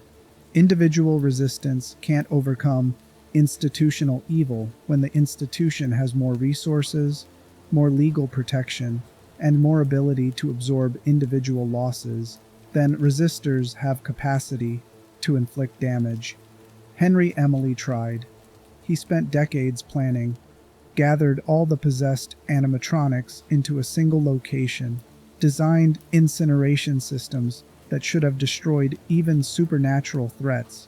He succeeded in freeing the innocent souls, but he couldn't eliminate the institutional knowledge, couldn't prevent the company from continuing operations, couldn't ensure his solution would be permanent rather than just temporarily disruptive to ongoing business. Michael Afton tried. He spent decades investigating, worked night shifts, facing supernatural threats, allowed himself to be killed in an attempt to save his sister. He helped Henry implement the pizzeria fire trap, but his sacrifice didn't change the structural incentives that made Fazbear Entertainment profitable, didn't prevent the company from building new locations, didn't stop them from resurrecting William's consciousness through their digitization projects. The murdered children tried. They hunted security guards for over 30 years, eventually cornered and destroyed William's physical body. But they were trapped by their own trauma. They couldn't distinguish between guilty parties and innocent employees, couldn't recognize that the people wearing uniforms were victims of the same institution that had enabled their murders. Their rage was justified but misdirected, which meant their resistance strengthened rather than challenged the institutional structures by creating conditions where the company needed to hire replacement guards constantly. This misdirection reveals how institutional evil weaponizes victims against each other. The murdered children should have been hunting William Afton and Fazbear Entertainment executives. Instead, they hunted minimum wage security guards who were themselves being exploited by the same institutional structures. The company benefited from this misdirection, as long as the supernatural threats were attacking employees rather than leadership. The executives remained safe while the business continued operating. The pattern suggests that some cycles can't be broken through individual heroism, or even through elaborate plans like Henry's solution. They require dismantling the structures that make harm profitable, refusing to participate in systems that exploit vulnerability, collective recognition that institutions claiming to provide entertainment or employment are actually feeding people into mechanisms designed to extract value while discarding casualties. But that kind of systemic change is difficult, bordering on impossible, when the people being harmed are desperate, isolated, and individually powerless. Night guards need jobs even when they know they're dangerous. Game testers like Vanessa keep working even when VR experiences start affecting their psychology. Customers keep visiting Pizzaplex locations because they trust that modern corporations have solved historical problems. Everyone participates in structures they know are harmful because opting out seems impossible, or because they believe they'll be the exception who survives. The Five Nights at Freddy's timeline is ultimately about this trap, how evil persists through systems that make individual resistance insufficient, how horror compounds when institutions refuse accountability, how the past continues devouring the present when we try to profit from tragedy rather than properly addressing it. William Afton is terrifying as an individual. A serial child murderer who experimented on victims, who killed his business partner's daughter, who caused his own children's deaths through neglect and direct harm, who spent decades refining theories about consciousness and immortality that required treating human beings as experimental subjects. But Fazbear Entertainment is more terrifying as an institution that enabled, exploited, and repeatedly resurrected him across multiple decades, regardless of how many times he was supposedly defeated. The company knew their equipment was killing people and continued operations. They knew animatronics were possessed and used them anyway. They knew employees were in danger and hired replacements rather than addressing threats. They knew William's research was ethically catastrophic and preserved it rather than destroying it. Every decision Fazbear Entertainment made prioritized profit over human life. Every restructuring maintained the core business model while changing surface elements just enough to appear reformed. Every new location repeated the same patterns while claiming to have learned from previous disasters. The company represents institutional evil that doesn't require individual monsters to function. It just requires collective commitment to quarterly earnings, shareholder returns, and executive compensation regardless of how many people get sacrificed to maintain those priorities. The timeline currently sits unresolved.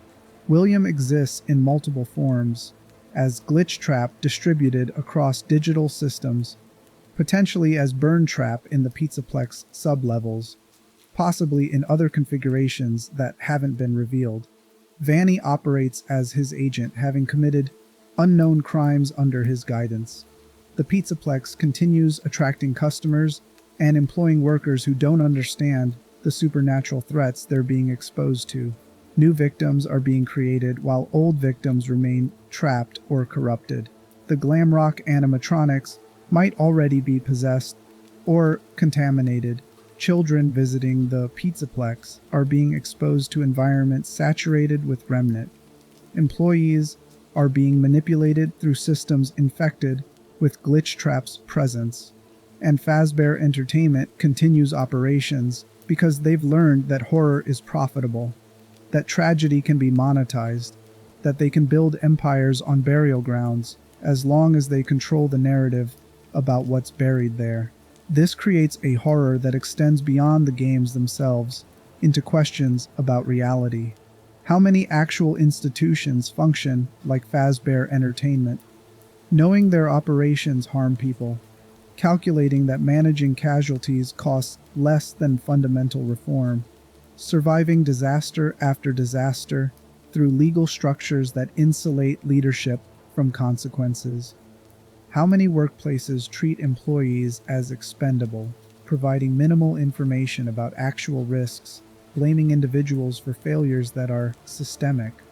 How many corporations profit from tragedies they helped create, repackaging trauma as entertainment while denying victims any share of those profits? How many industries operate on models that require sacrificing vulnerable people to maintain profitability, relying on desperation and information asymmetry to keep positions filled despite known dangers? The Five Nights at Freddy's timeline suggests these patterns are more common than we want to acknowledge. That institutional evil is normal rather than exceptional. That individual resistance typically fails against structures designed to absorb and neutralize opposition. That some cycles continue indefinitely, because the people with power to break them have no incentive to do so. The horror isn't just that animatronics are possessed by murdered children. It's that the company knows this and operates anyway. The horror isn't just that William Afton achieved immortality through remnant. It's that Fazbear Entertainment preserved and eventually digitized his consciousness because his research had commercial value. The horror isn't just that employees keep dying in night guard positions. It's that the company continues hiring them at minimum wage while concealing the actual risk because labor is cheaper than solutions. This institutional dimension is what makes Five Nights at Freddy's genuinely frightening beyond jump scares and atmospheric tension. The games force you to participate as the person institutions sacrifice, the minimum wage worker facing supernatural threats because you're desperate enough to accept dangerous employment, the disposable employee whose death will be explained away as personal failure rather than institutional negligence, the individual who discovers too late that the places claiming to keep you safe are exactly where you're most vulnerable. That powerlessness resonates because it reflects reality. Most people aren't positioned to dismantle harmful institutions. They're trying to survive within systems that exploit their vulnerability, that profit from their desperation, that will sacrifice them the moment sacrifice becomes convenient.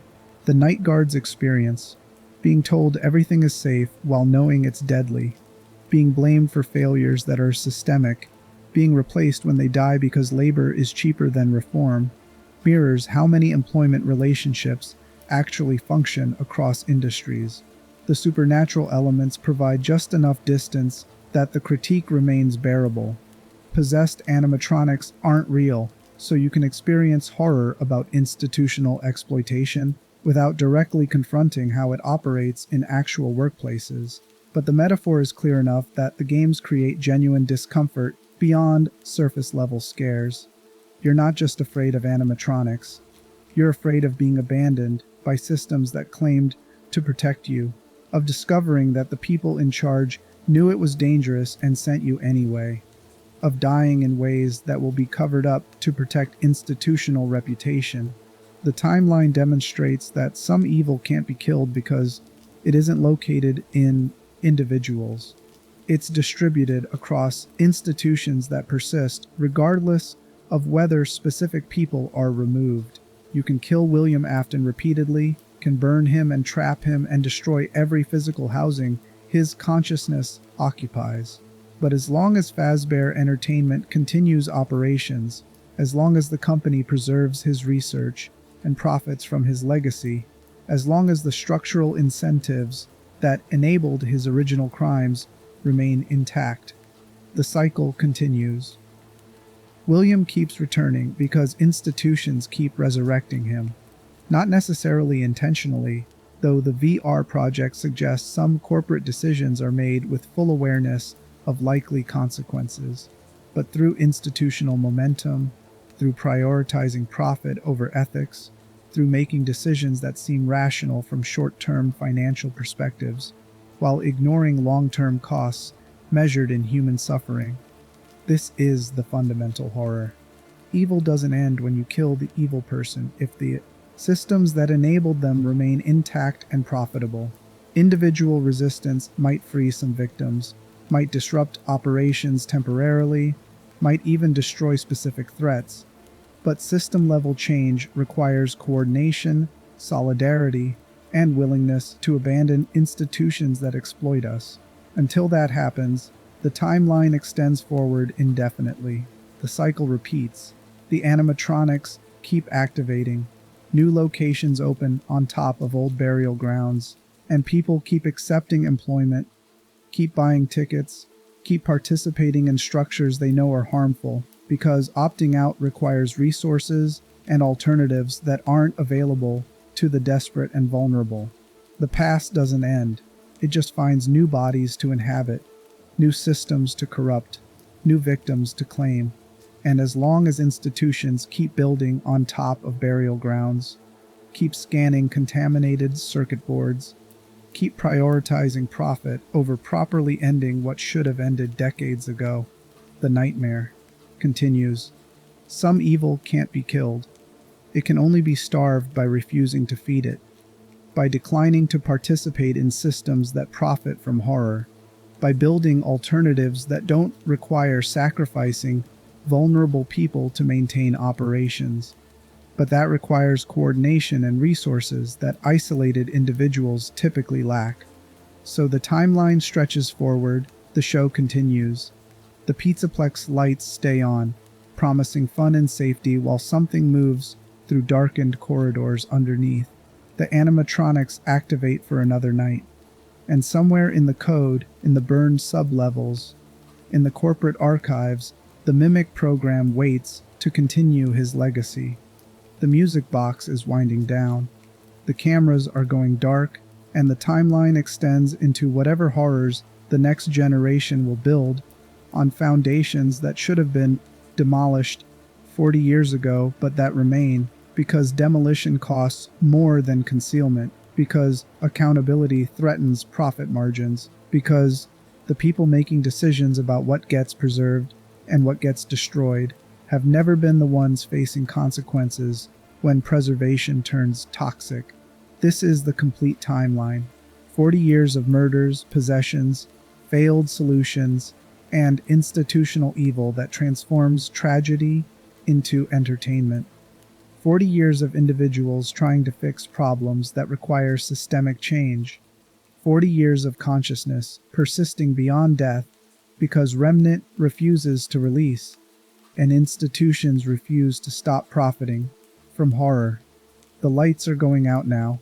The Pizzaplex stands in the distance, neon signs still glowing. And the cycle continues because that's what happens when profit matters more than people, when quarterly earnings take priority over human welfare, when institutions calculate that managing casualties costs less than fundamental reform.